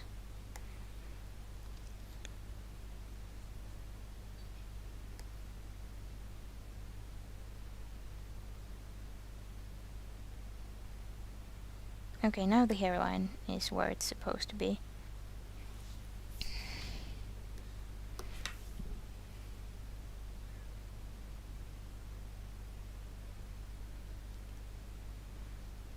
Yeah, it's the gist of the animation.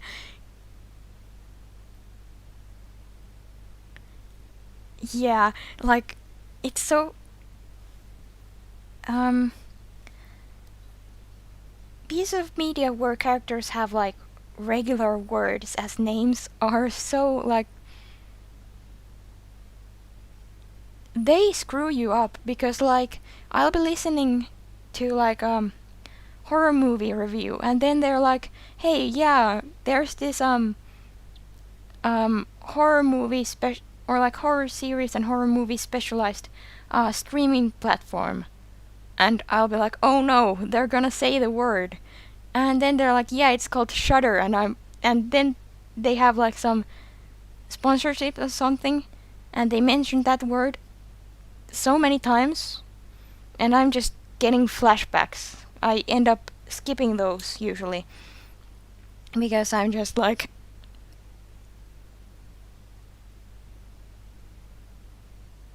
I am having flashbacks. And I'm no longer really involved in the fandom of of the thing I'm or like one specific thing. But there was this piece of media that I followed for a while, where some of the characters had names that like a Finnish person could have, but that are also regular Finnish words, and that is very common in Finland. Like the name Tuuli. It is a name that a person might have, but it also means wind. And yeah. So whenever a person like one of those characters that had like regular word names that a person could have as a name died, and then whenever somebody used that word, I was just like, once again having flashbacks.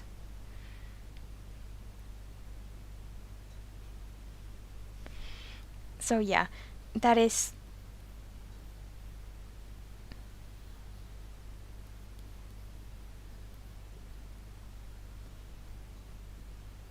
the struggle. Okay, cowboy hat time. Let's see that the cowboy hat is actually the same size and does not shrink. Okay, it looks about the same size. Hell yeah, I've actually managed to keep something the same size without scaling it. And it is already at 1 frame per second. Hey, that does not look bad.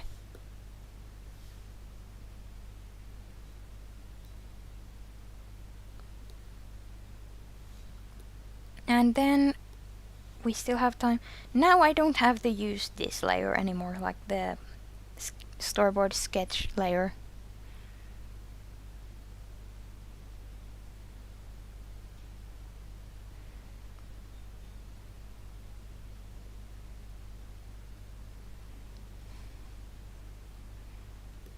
We're going to add a in-between frame here, which right now it's just a copy of this start frame, but we're going to make it so that it is not just a copy, but it is going to be the anticipation frame, which means basically like the general movement of this shot is going to be upwards. He's going to move his face, or like this, his head, so that it is a bit more like facing upwards. But before that, before the movement upwards start, we're going to add a tiny movement downwards. It just adds a lot of life and character into the animation. I started using this, and also at the very end we're also going to add like a frame where like this frame is not going to be the highest point of the head. There's going to be like a few frames where the head is slightly higher than here in the last frame, and then it comes slightly down. It just adds like a little bit of a snap to it, like it actually seems like the character has moved their head very fast and it kind of jerks back.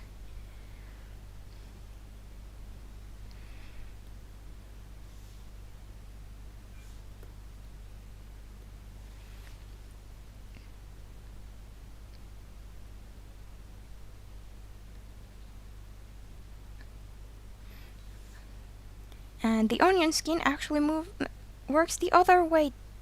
No, I actually can't use it that way now, because the head is in a different place. I was going to use it to kinda make the expression a bit more extreme in the other direction, so that it would also add anticipation to that, but I can probably do that without...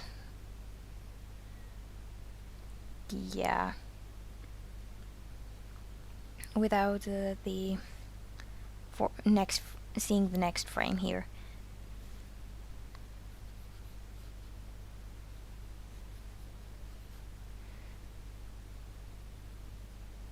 Here the stubble moves a bit closer, or like it moves along with the mouth, so we can yeah.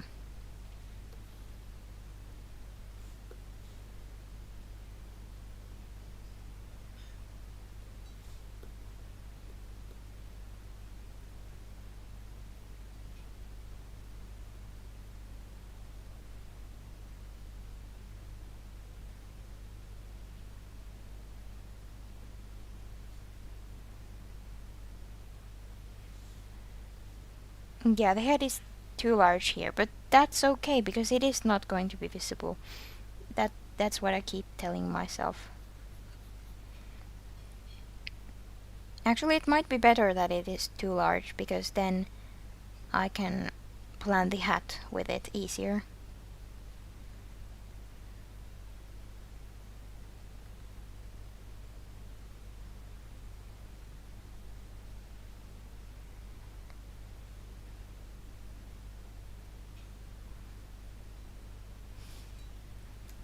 And the anticipation frame with the face is going to be that the eye is going to squeeze shut slightly more in preparation of opening, and the eyebrow is going to scrunch even lower.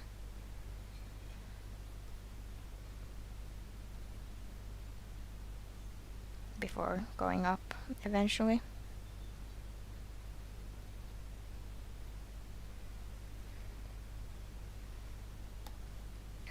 Yeah, that's too much. That's better.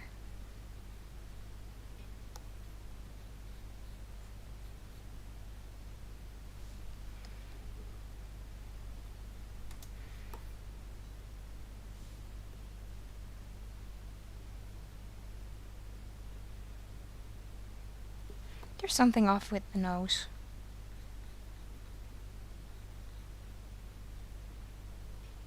Yeah, I don't know what it is. But I know that chin is, once again, not where it's supposed to be.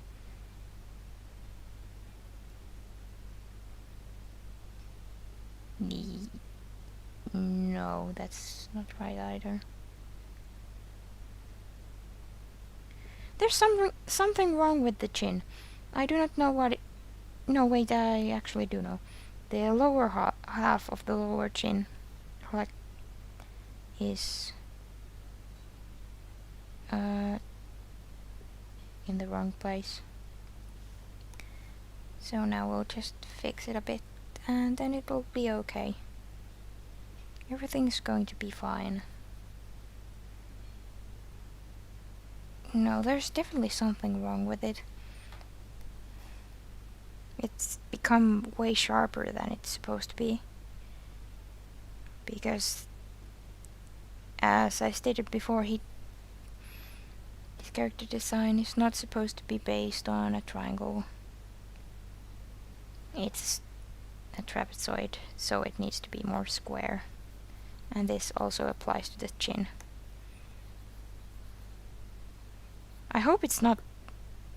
Yeah, it's not... Here it looks fine. But somehow, here it does not look fine. But maybe I can actually fix... No, wait, I'll be able to fix it with the bandana, that's fine.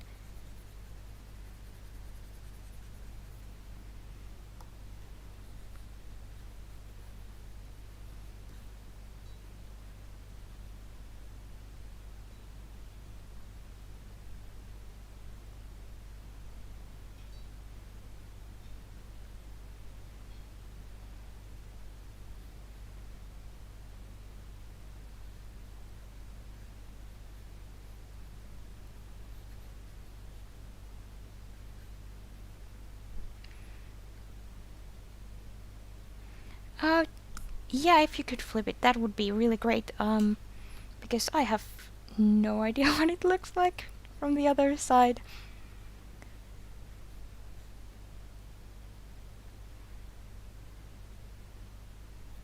Like, I dread to think about all the drawings I made before I discovered that some programs have a flip, or like before I worked, like, in all of my traditional drawings that I made before, and the drawings I made digitally before I knew that flipping, or like before I had a program that could do the drawing flip, or before I knew how to do that in programs, I dread to think about all of the anatomical mistakes in those drawings, because I know there were a lot of those, and I had no way of seeing them. Okay, that's no, that does not look fine.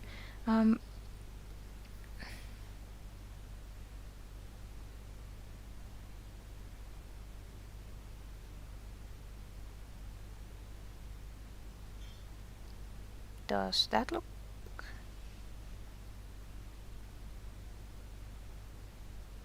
Yeah, that looks better.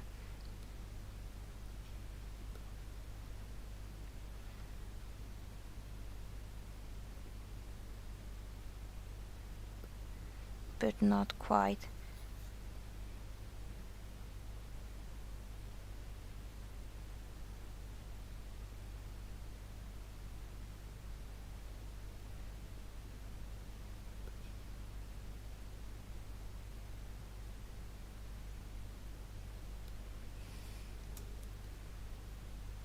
And there's something up with this chin still.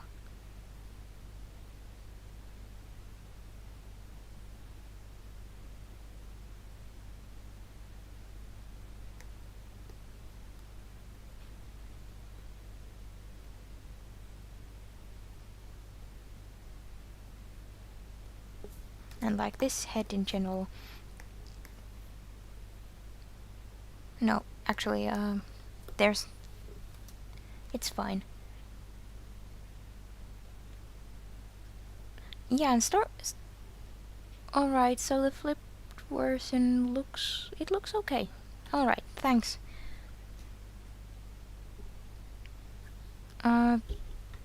Yeah.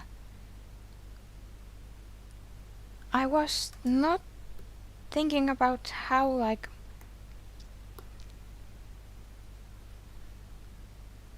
Like, usually when I'm working with, like, a storyboard and stuff, I have it, like, on a separate device and I do not draw over it. So instead I'll start with, like, figuring out all the basic... Yeah, that's what I should have done.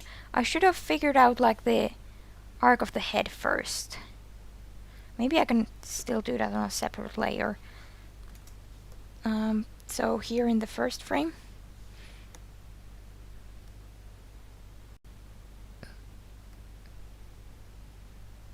alright, it almost crashed there. Like, it started lagging and, like, I was like, oh no. But it did not crash. Which is, like, OpenTunes did not betray me this time. So,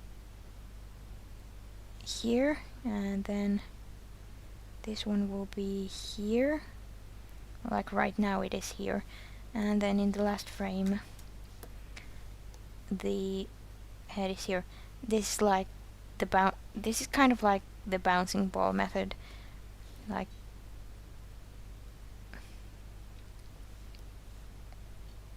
except it's like an arcing ball method now.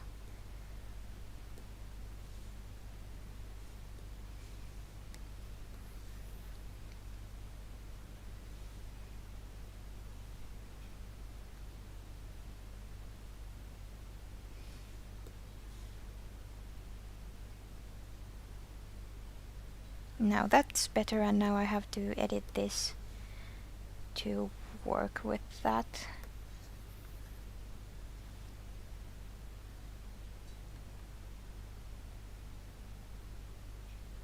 Now let's see how this looks.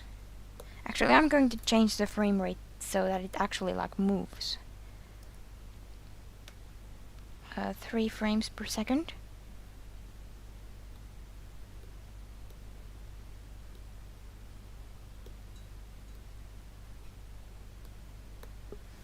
If you put it at like 5 frames per second, it's going to go even faster. Yeah. It does look like something. I can see it with my eyes. And that's something. And I'm going to go ahead and copy this part.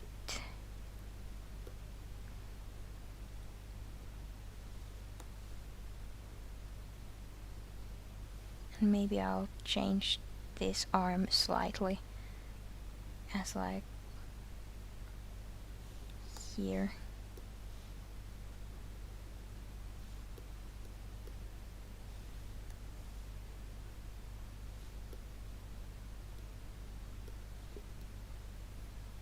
And here the arm will be slightly lower. Yeah, that will work.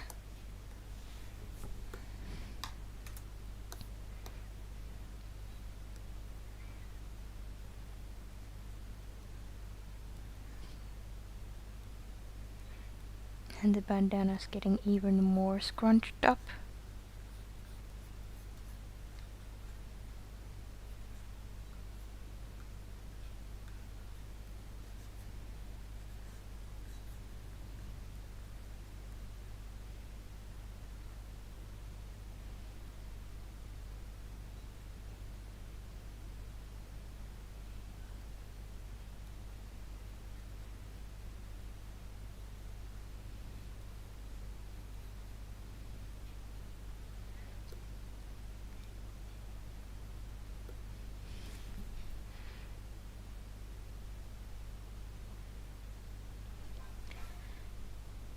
Yeah, the chin was not like, it was like that.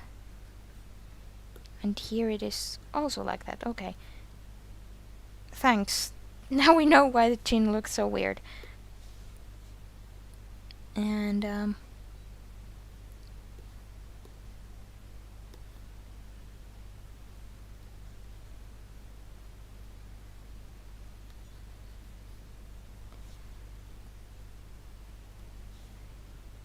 maybe I should have figured out the hairline before I started moving this around. That would have been like a pro gamer move. Now I wouldn't have to figure out. No, wait, actually it doesn't matter because it is once again not visible. Actually, in any of these frames, like most of these frames, only like a tiny bit of the hairline is visible, which is a relief.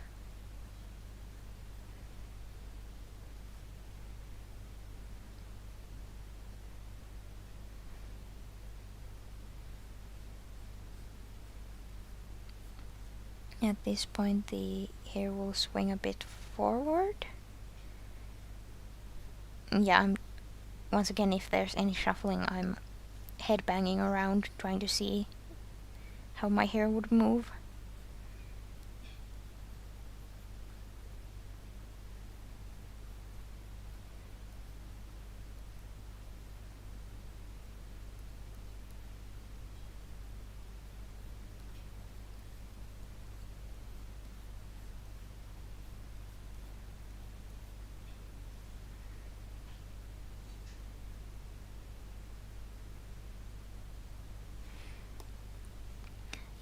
This is taking much longer than I expected it would take, but at the same time the result is actually better than I thought it would be. Like,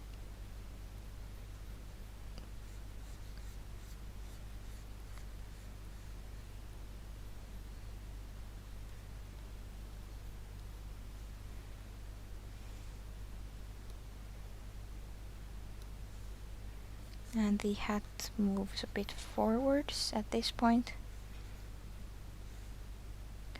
Yeah, it would move a bit forwards, and then when the head moves it will move backwards. And here you can actually see the inside of the hat for a while. Let's see.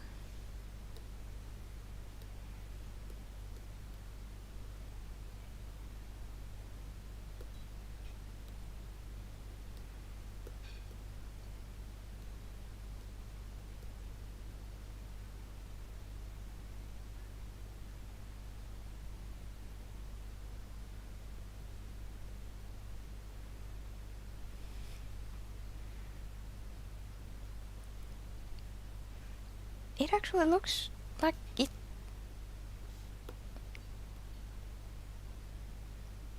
Yeah.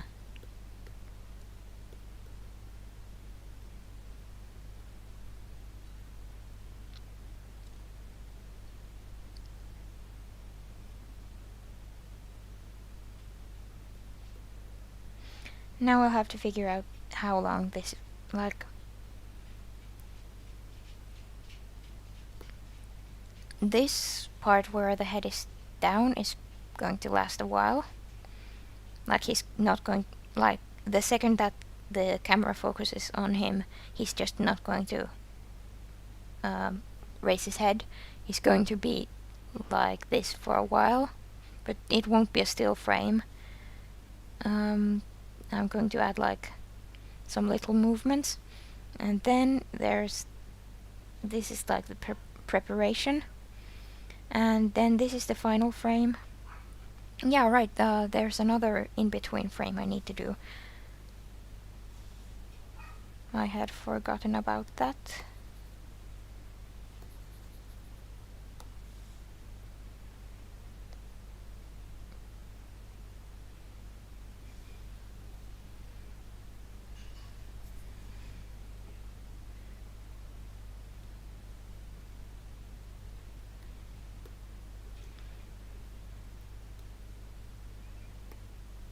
And this will be the frame where the head is higher than in the last frame.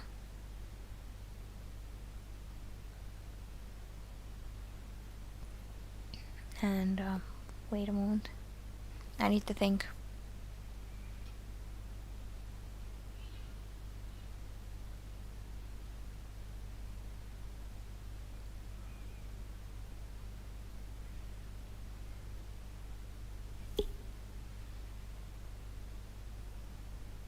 Okay, so if we're going with the same principle of that in the anticipation frame,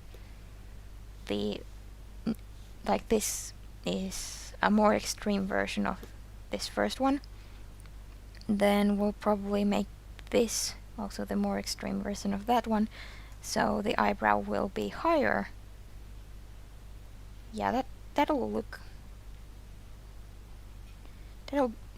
funky. Let's go with that.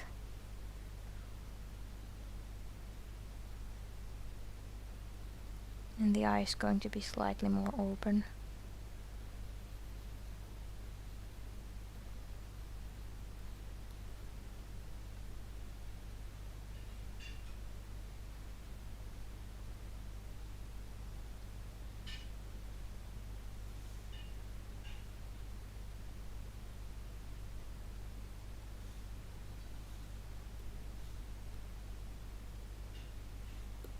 Okay, that eyebrow movement does not look that nice.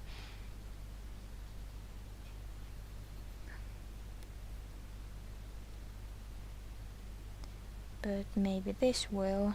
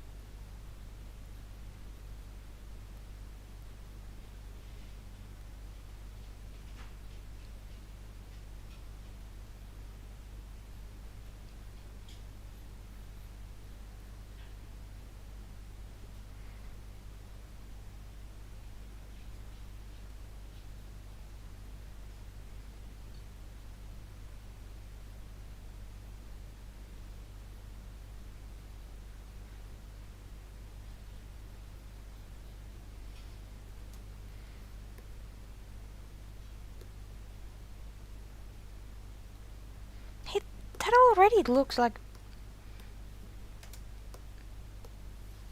Let's try if I put it on 8 frames per second. What it will look like then.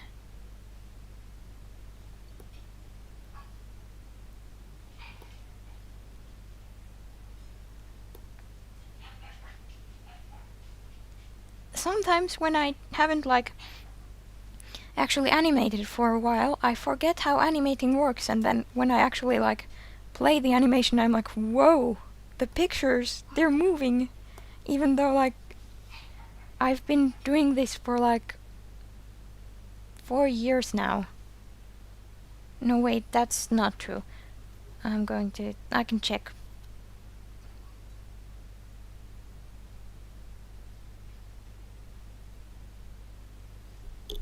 I can actually check how long I've been animating approximately.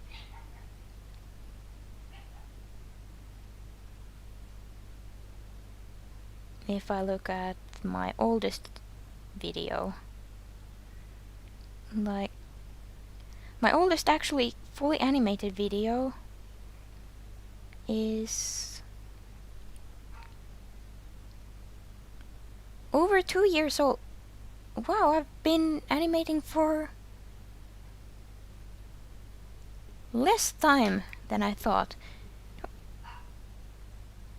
I don't know how that is possible, because it says that it was like published in May, but I think I started animating in the 8th grade. That's about right. But it's weird that my first actual published animation on my YouTube channel was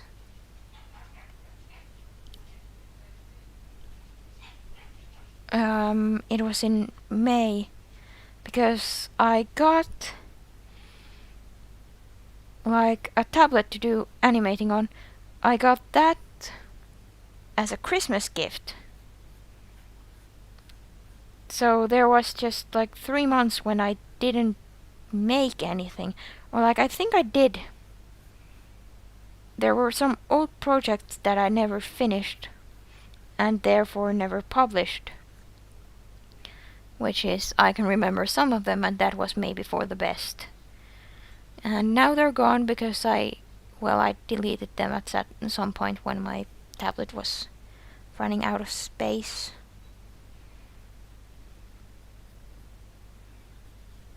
Maybe it's better that... Well, no, I don't mean to rag on my 14-year-old self. They were doing their best. And if they weren't doing what they did, I wouldn't be doing this now. So, shout out to them for being cool and poggers, I guess.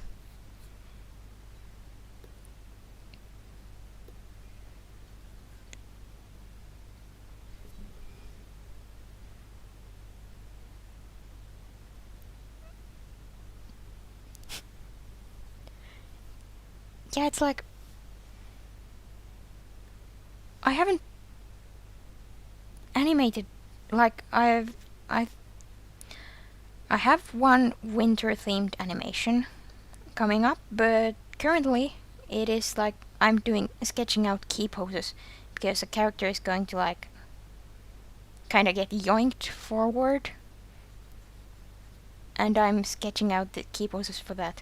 And a lot of characters are going to do a lot of different things, so it will take a while before I actually get to the moving pictures part. So the last time I did animation where the pictures moved was like mid-October, so it's been a while since then.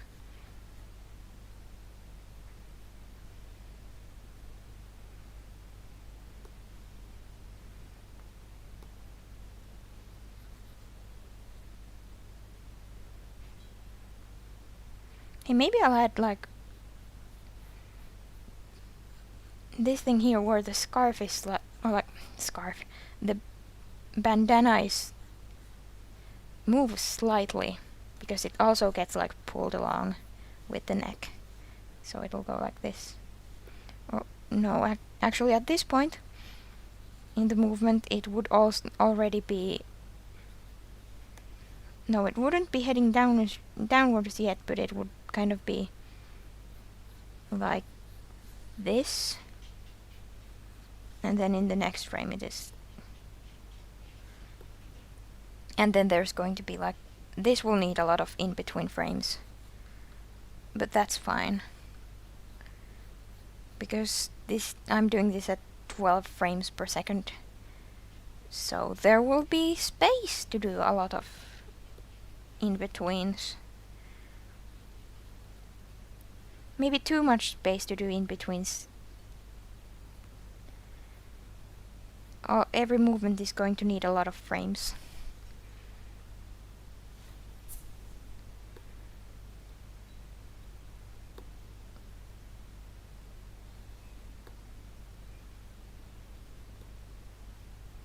Hey, I actually like that.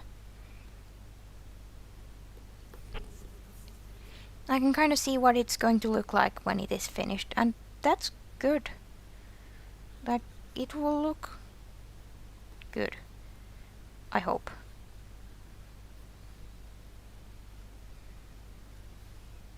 If everything goes according to plan, or like at least half according to plan, it is going to look like... It's going to look nice.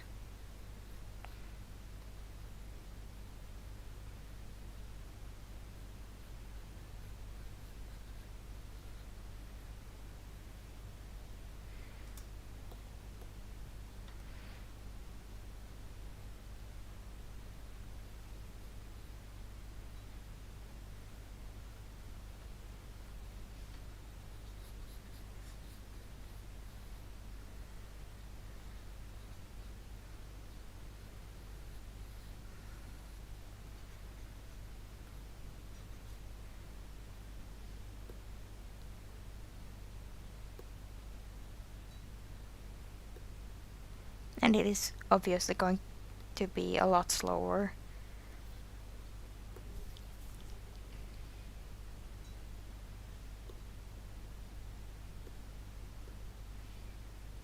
And that's all the extreme frames. Or like the keyframes. Which is... It took me over 2 hours to get all the keyframes done, but that's all 4 of them. But that's okay. Now let's see. I'm going to put it at 12 frames per second. I'm going to figure out how many frames it is actually going to take.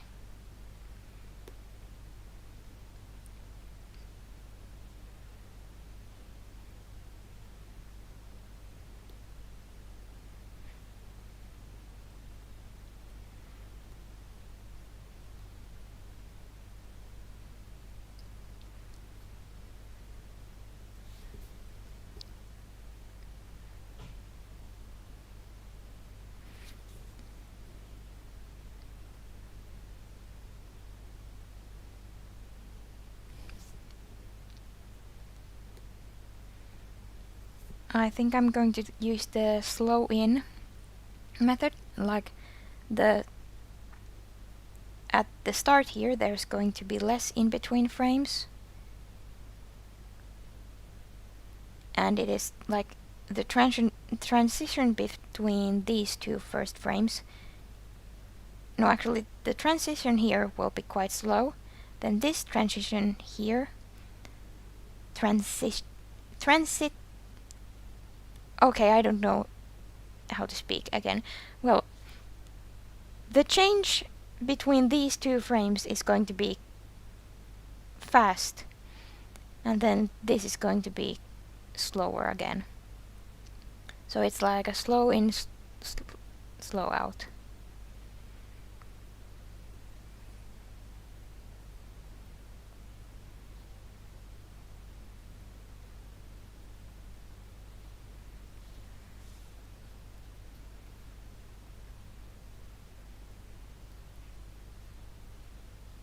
Okay, so 6 frames.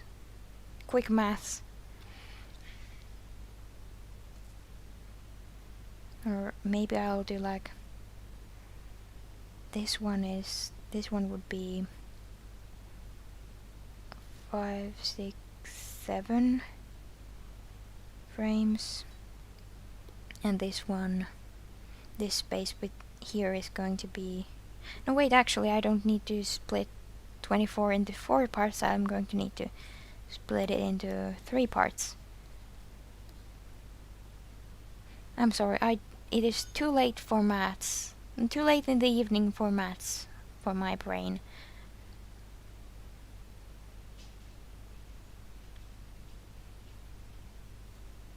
Yeah, it's 8. So this one will be 10 frames long. Let's say that. 6, 7, 8, 9, 10.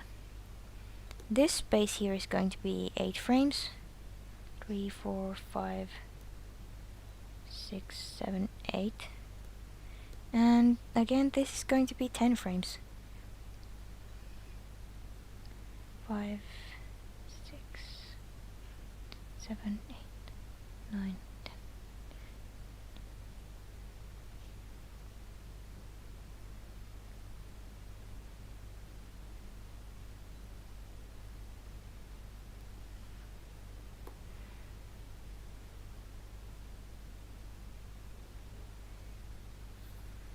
No wait, maybe I should have divided it by 8.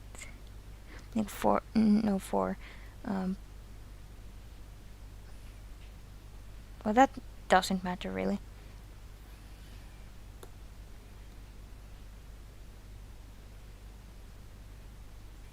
Yeah, that the timing in that is... The timing is fine.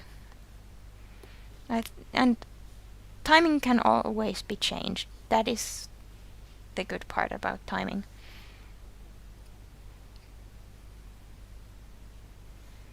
And I'm still not entirely happy with that eyebrow.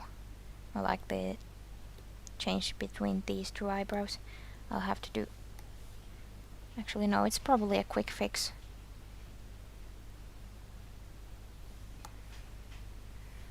And this is a good moment to save.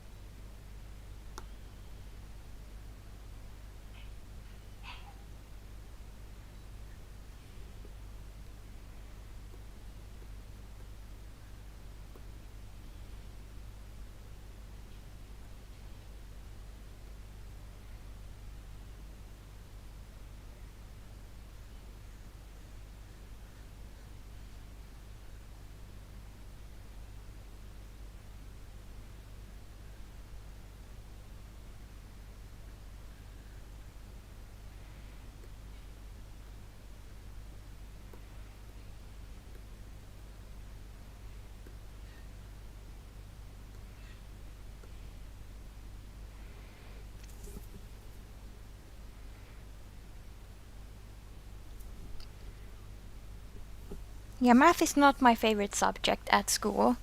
Like, some math things I can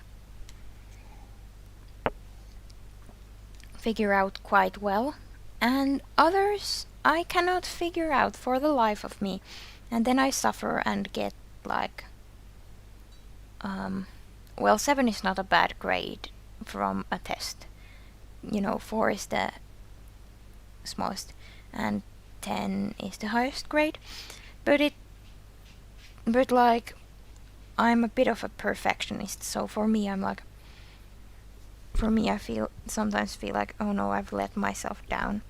Even though like I know math, like math is one of those things where I try my best, but I still don't always succeed. But it's still kind of, you know. I actually 6 days ago I had a math exam, and I'm waiting for the results. I feel like I understood everything, but that does not mean, or like I spent a lot of time on the test because I kept noticing that, hey, this does not work, and then I kept fixing things until it worked, which is a good sign. But it took me like 5 hours to complete the test, which is, well, I don't know if it's a good sign at all.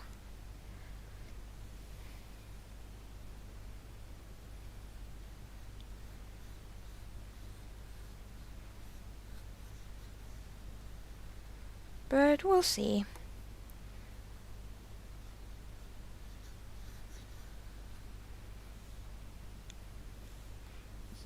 And like here in Finland you can choose between like short math, which is the easier, and like, well, I don't know how much easier it is, but the pace is slower, the teaching pace, or like long math, which is, the pace is quicker and it is harder. And I'm in short math because I am not good at math, like by nature. My brain does not work well with math, and don't mean like, I know that everyone who is good at math has like studied it, but for me it's like my brain is working against me instead of like, it's not just that learning something is hard, it's that I need to, like, my brain says things about the thing I'm trying to do that are like objectively wrong. Like, it will sometimes when I was younger I would go to a math test and I would try to do the stuff, the exercises, and then I'd get the test back. We had paper tests, unlike now. We have we have digital tests now, but back then we had paper tests, and I'd get it back, and there would be a note in the margin from the teacher that said, "What kind of formula were you using here?" And like everything about it is like, I don't know where you got this from, but it is not. You're not supposed to do this. You're not supposed to do any of this. Like, obviously not that like straightforward, but it would be like, what is this? So yeah, because my brain starts thinking, hey, what's the most logical thing? How can we outsmart the maths? And we cannot outsmart the maths.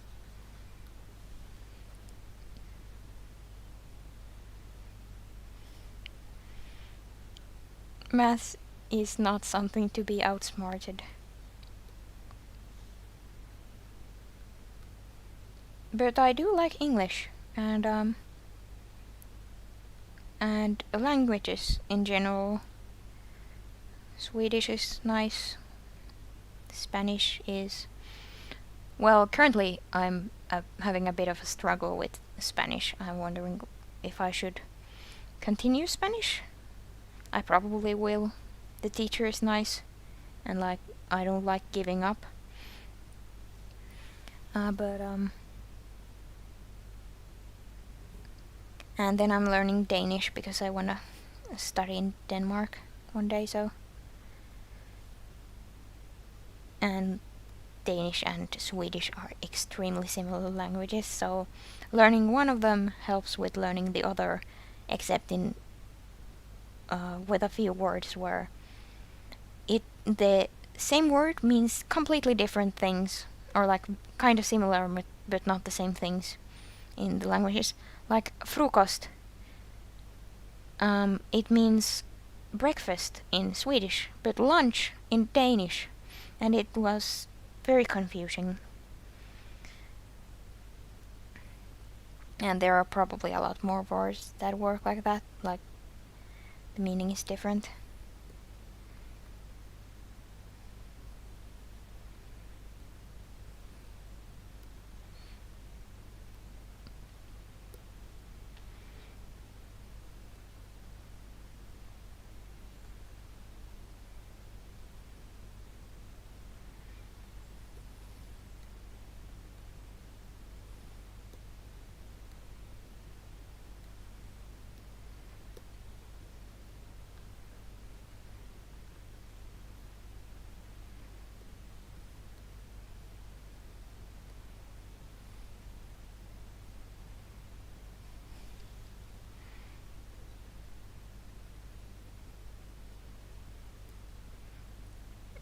Yeah, art is also nice at school, and I go to a school that also offers, like one of the main things at the school is expressive arts. So theater, and there's a lot of band, or like not a lot of, but there is a band courses, and we have a choir and stuff. So that's nice. Those things are also very nice. I like those.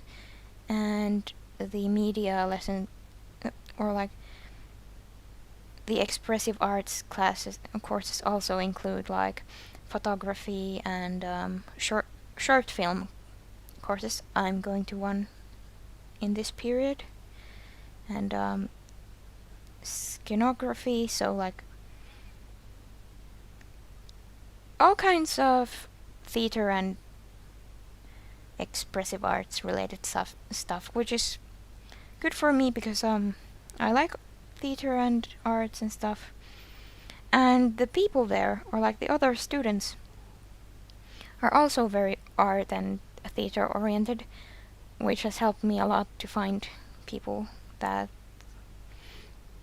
share similar interests.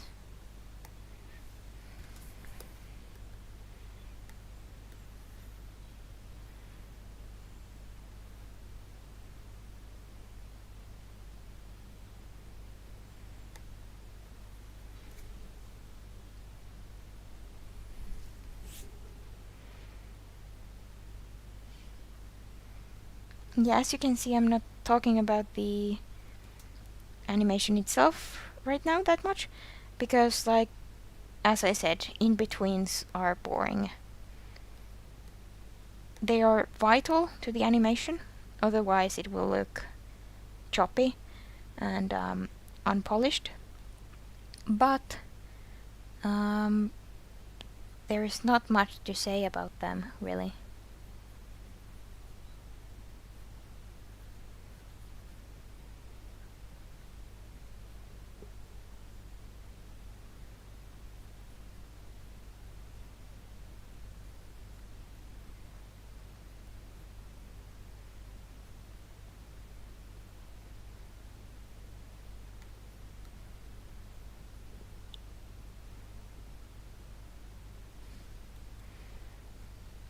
And let's get this eye so that it is not in the complete wrong place.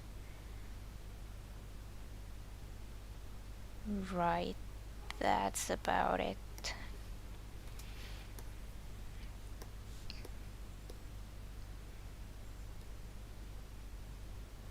Oh no, there was something wrong with the chin again.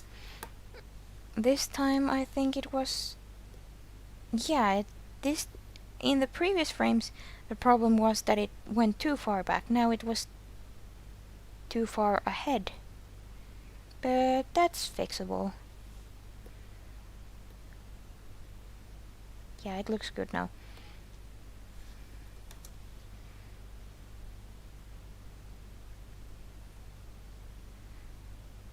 Yeah, the nicest part about onion skin is that it adds like an overlay over the colors, so then they look like this, and it is very nice looking. It makes the animation progress a bit more fun. And but I can talk about the project like in general.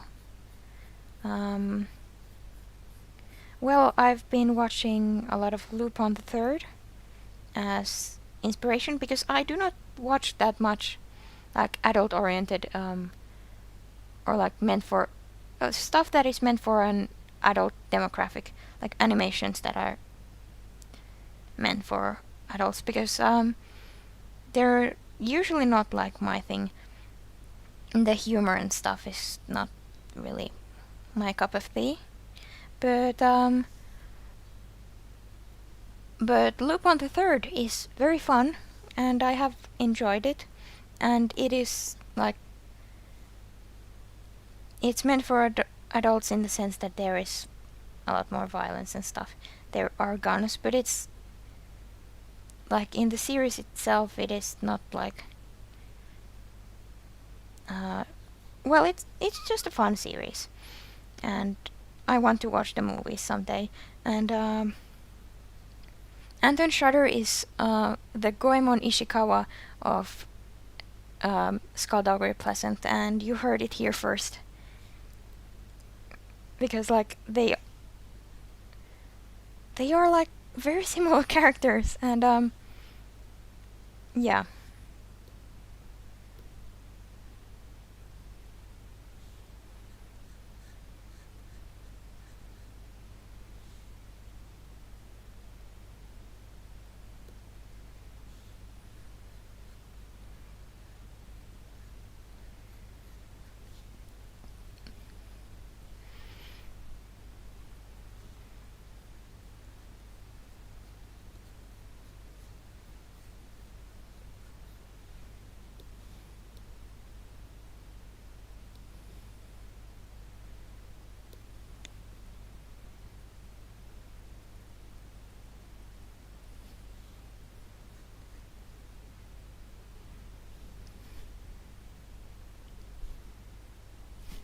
Yeah, I'm hand banging again if there's shuffling.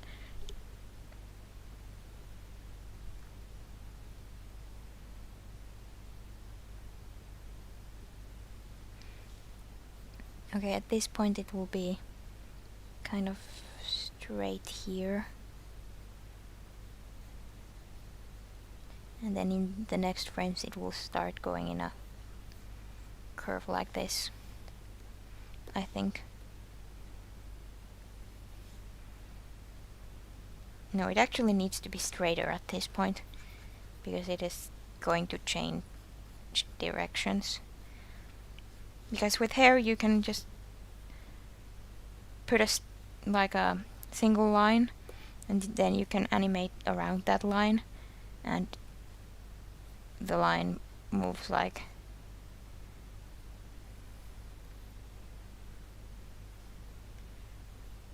in arcs like this.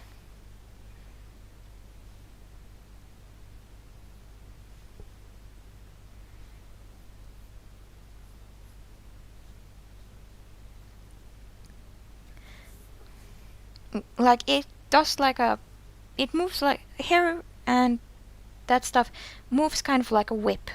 Like, it's hard to explain without showing it, but it's like a thing.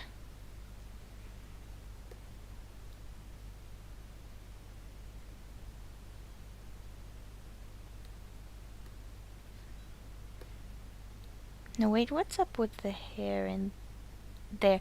Yeah, it should not be at that. I noticed something here.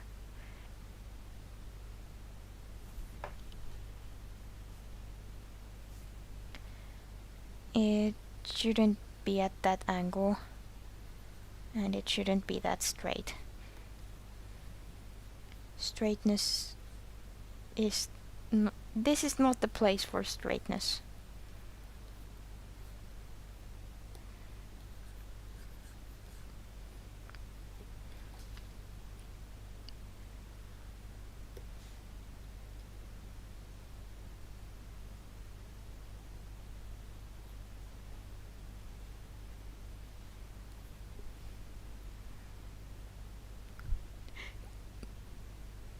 Yeah, no.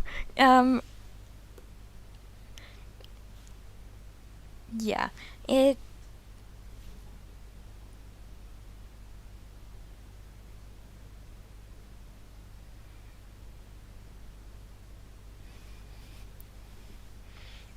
This guy's hair is like the straightest thing about him, probably. And even here you can... Oh, wait. Crap. Yeah. Yeah, Lupin the Third is fun. Some parts have aged more well than others. Some have aged very poorly. But, it's been going for like 50 years, so that's like... understandable. It's like Donald Duck comics. Some of them have aged very poorly, but some of them are nice.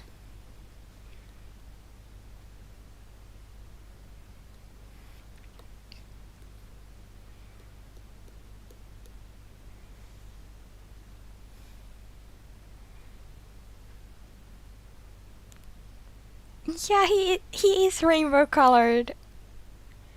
Good for him.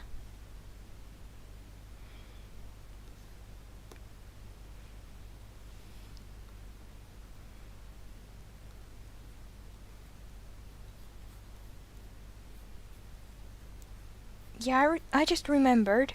At one point, I had like a dream where I was working on this project, and I noticed, hey, there are some like official illustrations about this story that I missed, and I started looking at them, and then I noticed that yeah, I'd gotten Anton Schrader's design like without knowing what it would be. I had gotten it almost exactly right, but not only did he have long hair, but Dexter Vex for some reason also had long hair in like, and I was like, oh no, my design looks completely different. I've done something wrong, and then it was like completely illogical. And then I woke up and realized, no, that never happened. So that was really weird.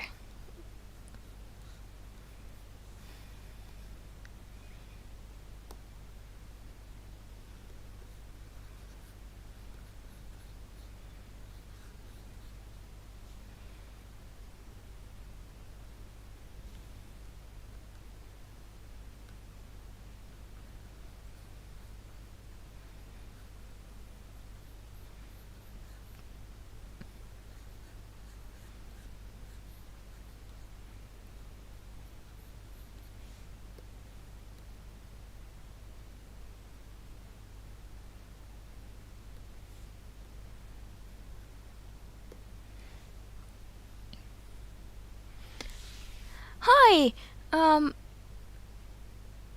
Hello. We are, animating cowboys.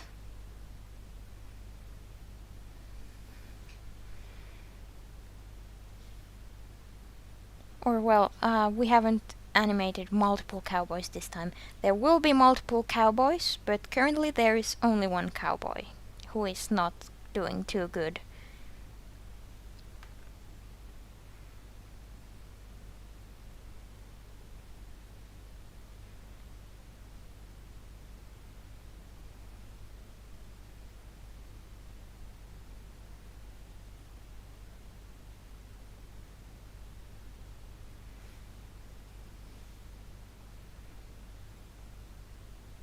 I'm going to change these to be like that, and then these to be like the previous ones.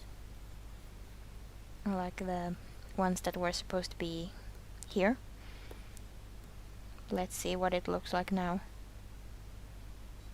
Yeah, I'll need to erase the old ones here.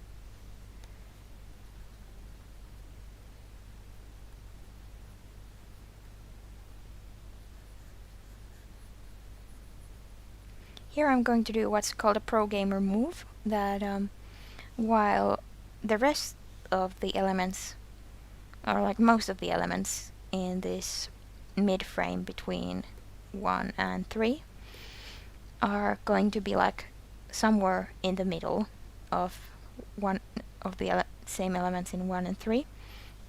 I'm going to make the arm actually going to be or like more extreme than in number 3, so that you see the straining and like the effort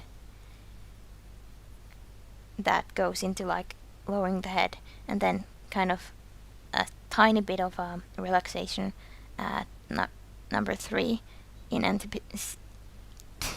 anticipation of then moving the arm again.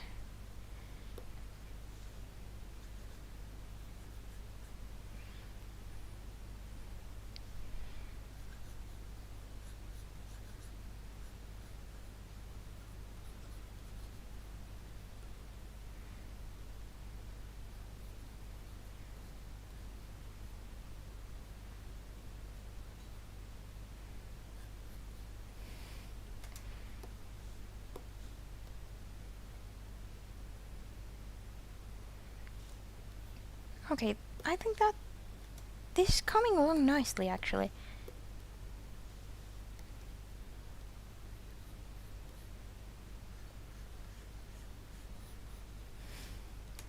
And the hat gets to be like a straight midpoint. Kinda. Actually,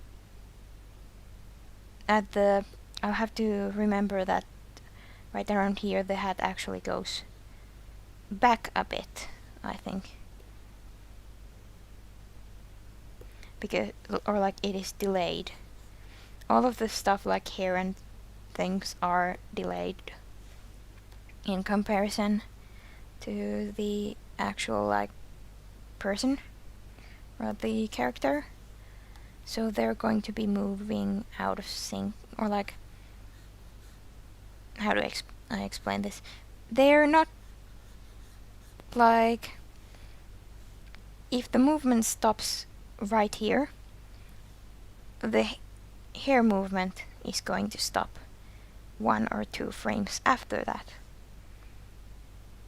because it's still catching up.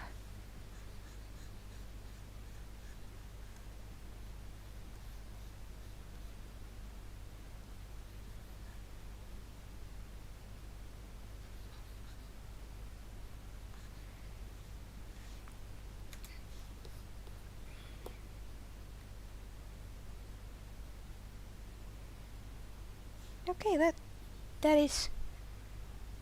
is animation. Or like, well, right now it is very choppy, but if we put it at like 24 frames, it might look less choppy, so we can see what it might look like.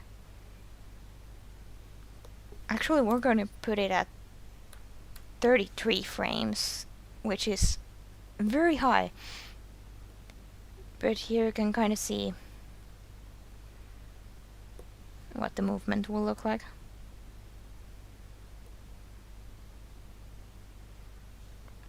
Obviously, it's going to be a lot smoother and stuff.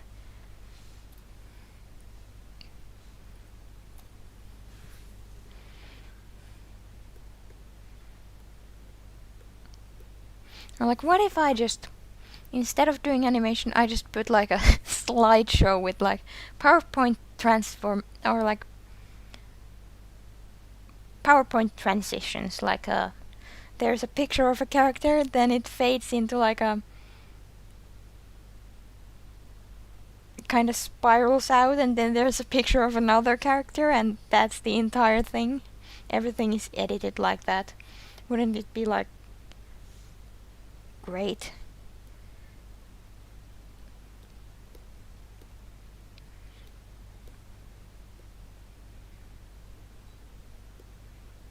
And then we'll work on the arc of the head a bit more, so we can see what we're doing with it.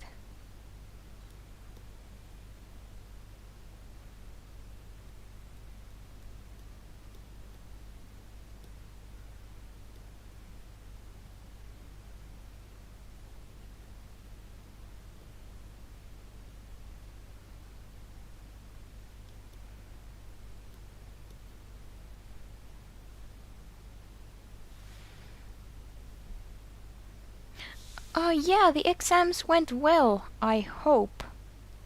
If they didn't, then that's too bad.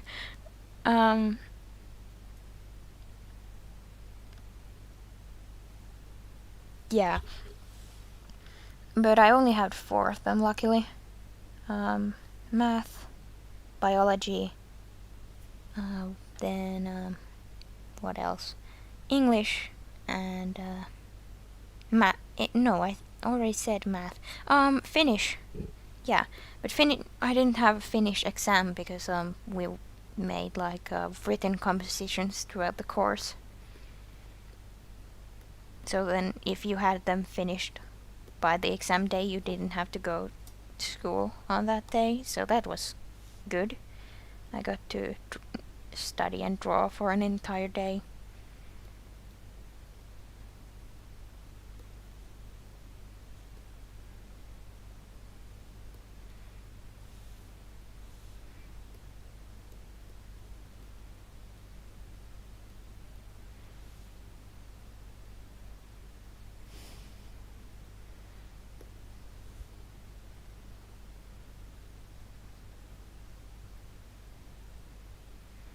Yeah, sorry, this is going to be boring. I'm going to figure out the arc that the head makes, because in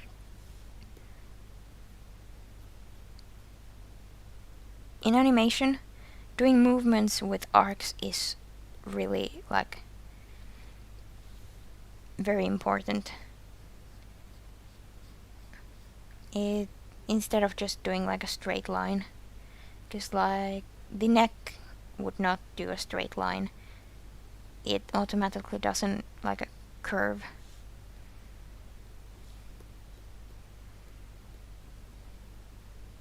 No, I actually don't like that.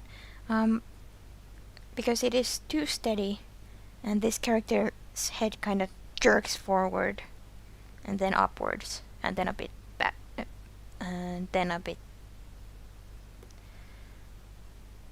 downwards again. So we'll actually make this frame here the same as the lower frame, so that this goes by faster. But then these frames here, these are going to be...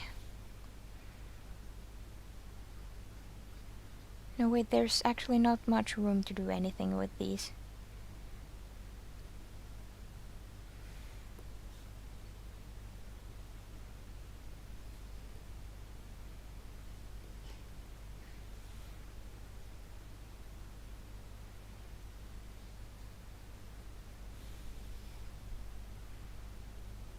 Yes, he is moving.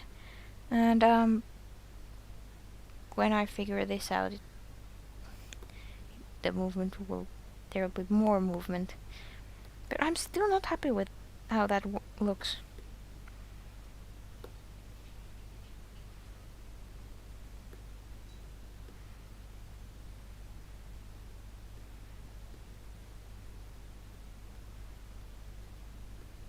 Maybe if I just remove this one.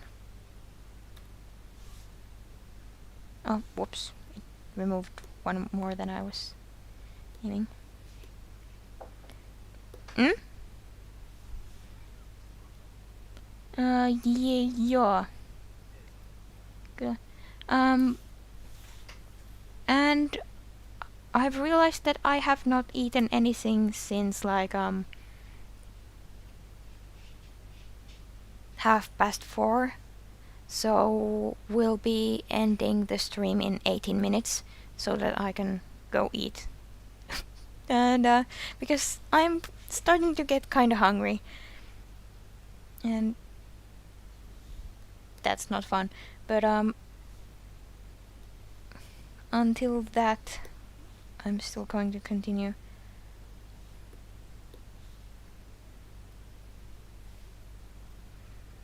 Yeah, now it looks better. So there's going to be one less from here. Oh wait, I just realized that I only animated like half of this movement here. So that's why it looks so weird. Alright, yeah, that explains it.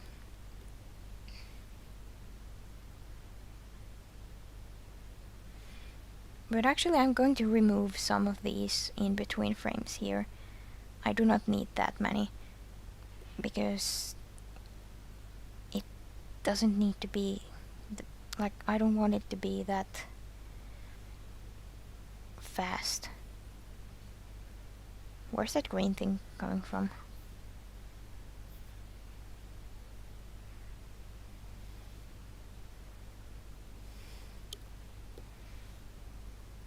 Alright, there's...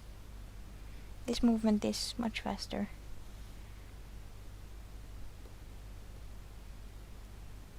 Yeah, I'd forgotten that number 2 is actually a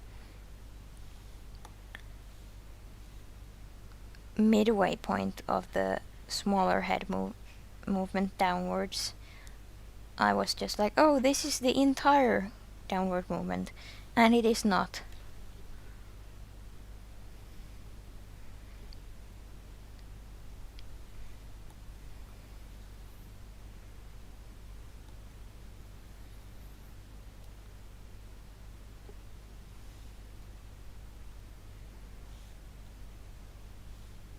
Wait, what happened? Oh, right, yeah. Once again, I forgot how my animation works.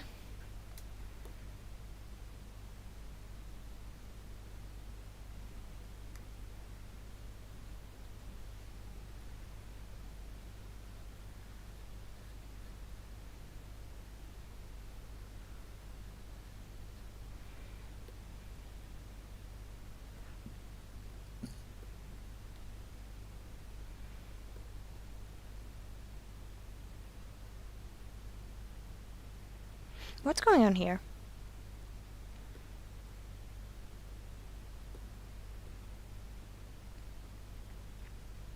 Why is this frame higher than...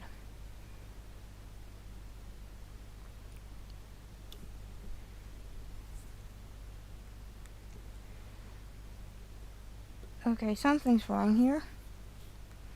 But we're going to fix it. And I do not know where the...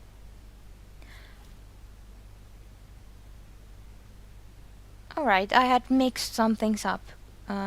We're just going to have to fix that. But that won't be a problem. That's not going to take too long.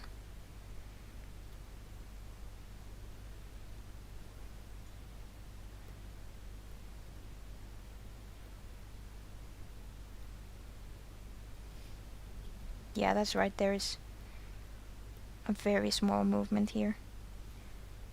So we're going to remove some more in-betweens.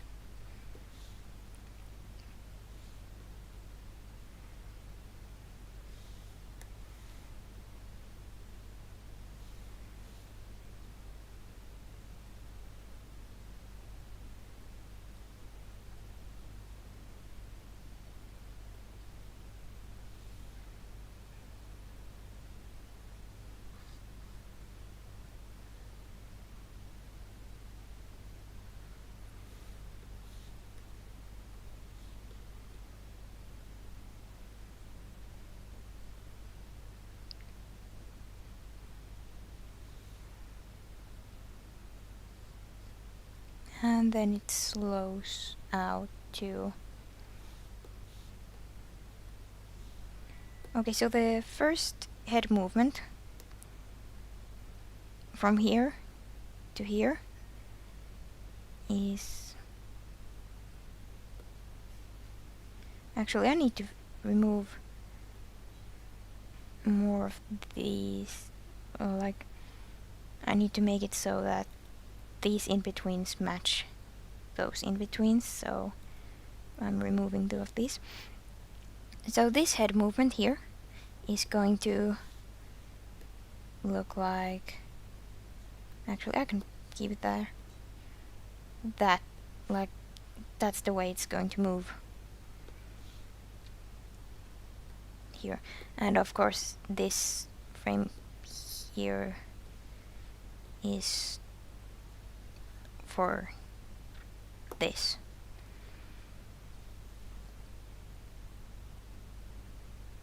Oh wait, is the stream lagging a lot?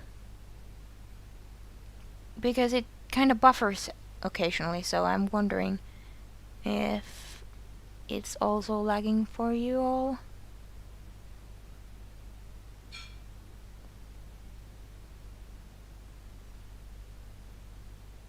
Oh yeah, it is lagging a lot. It is very far behind.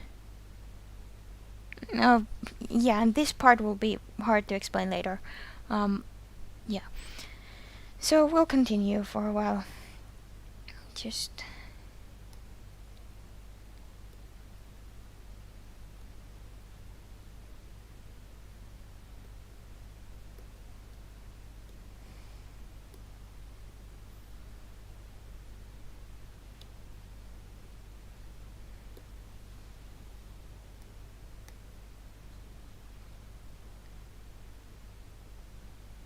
and we'll make sure that we have like a proper arc for this.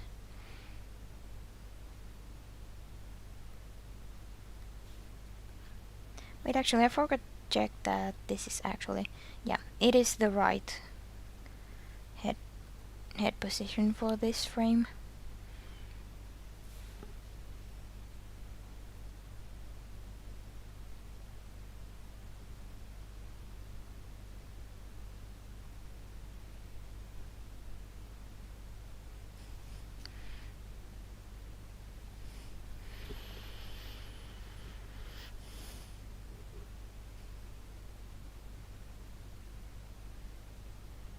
Well, since the stream is lagging, I'm going to take a pause to drink some water.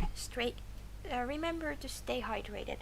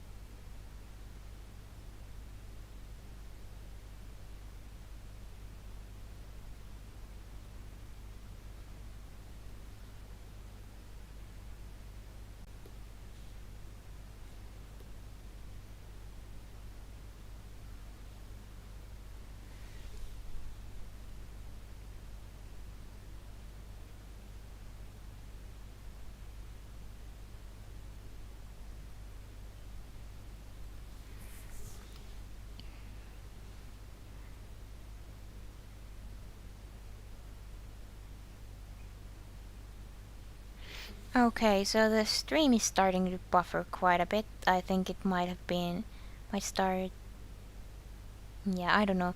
It's lagging quite a lot behind. At least on my device.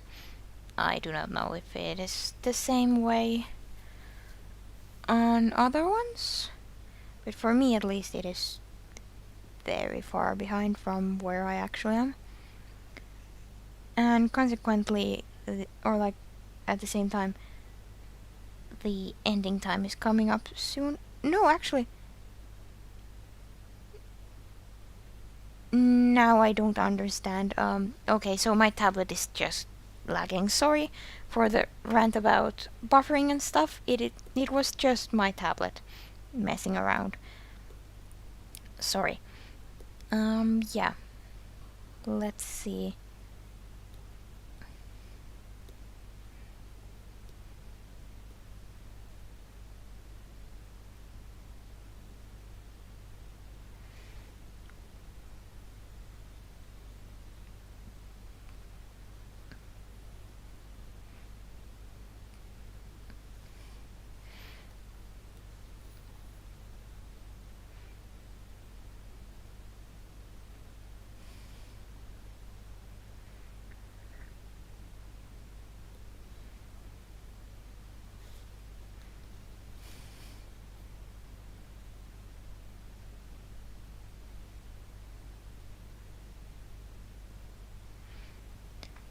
Yeah, sorry about that. I was just looking at my tablet and it was just buffering constantly and I was, oh no, the stream has broken or something. And then I stopped doing stuff because I was like, well, what am I going to do now? But it turns out the stream was not broken. My tablet is just running low on battery and is like saving power or something. But yeah, we're just going to sketch out the positions of the head again. Or like more positions of the head, these are not the same ones. This way it will be easier for me to make sure that they are moving in a way that is logical.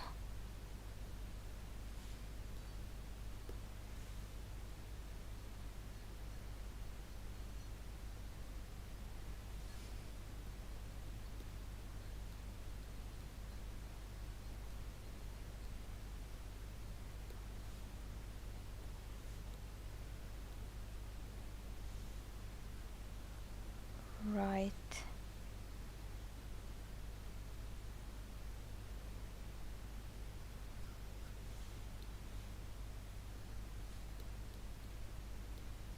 And then afterwards I'm going to see what in betweens I'll remove.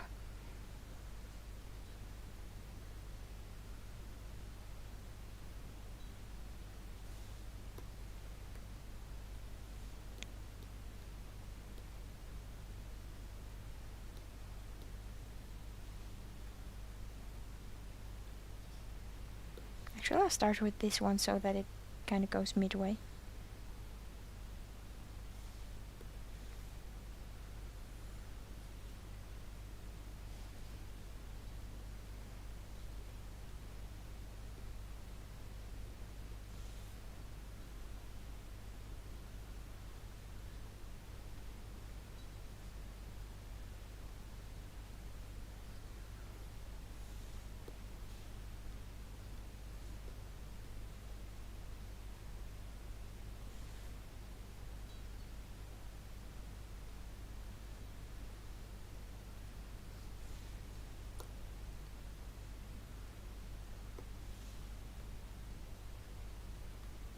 Yeah, that is too slow. We're going to remove quite a bit of in-betweens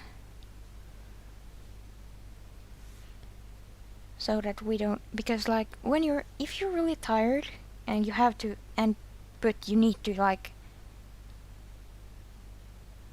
but like, you know, you need to do this right now or else like you're not going to get good consequences for not doing this right now, and you're in a hurry, you're not going to like slowly and steadily lift your head. You're going to like kind of, yeah, that does not look like what it should be. So we'll at least remove this and that too.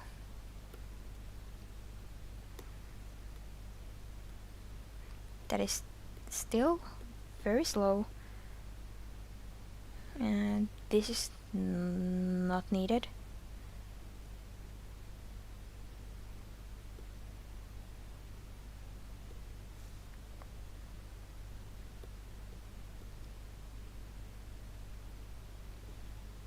And neither is this.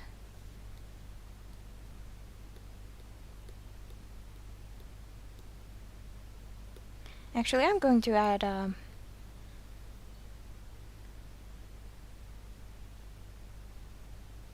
yeah, don't you just love that feeling when you're like, okay, if I don't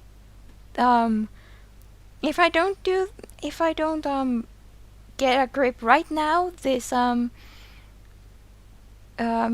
of these funky negative emotions that I've been bottling up for years and then using as Molotov cocktails are going to rip everything around me to shreds instead of just the stuff that I need to be ripped into shreds. So I need to like get a grip right now. Isn't that just like the greatest thing ever? Like, just truly makes you feel alive.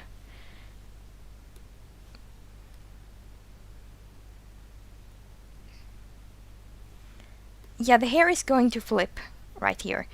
It is not visible in these shots really, or like these only, but at the like right around here, the hair is going to be somewhere around here, and then it kind of goes back down.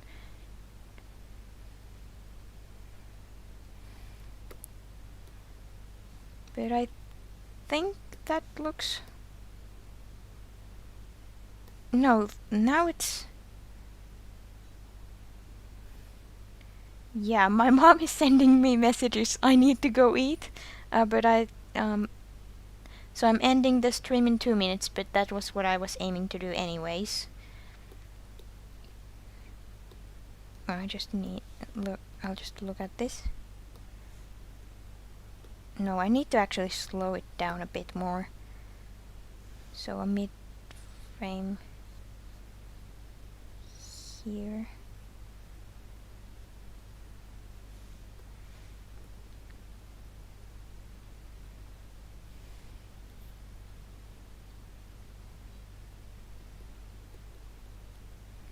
I think that looks fine for now.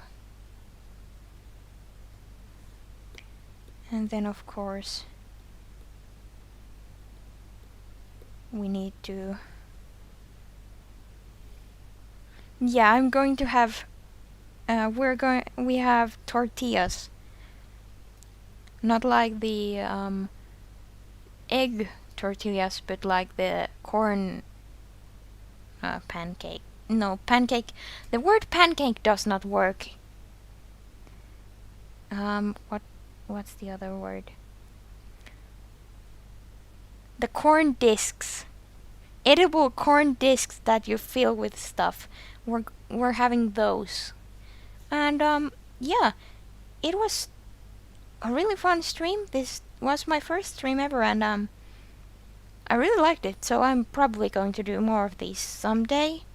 But thank you all for showing up, and I will see you around, and I will finish the thing later. I don't think cross-country travel is like possible right now. Well, but thank you all for showing up, and yeah, I'll finish the animation later on, and I'll post it somewhere to see. Bye. No, wait, I actually have to probably wait a second so the stream actually catches up with me.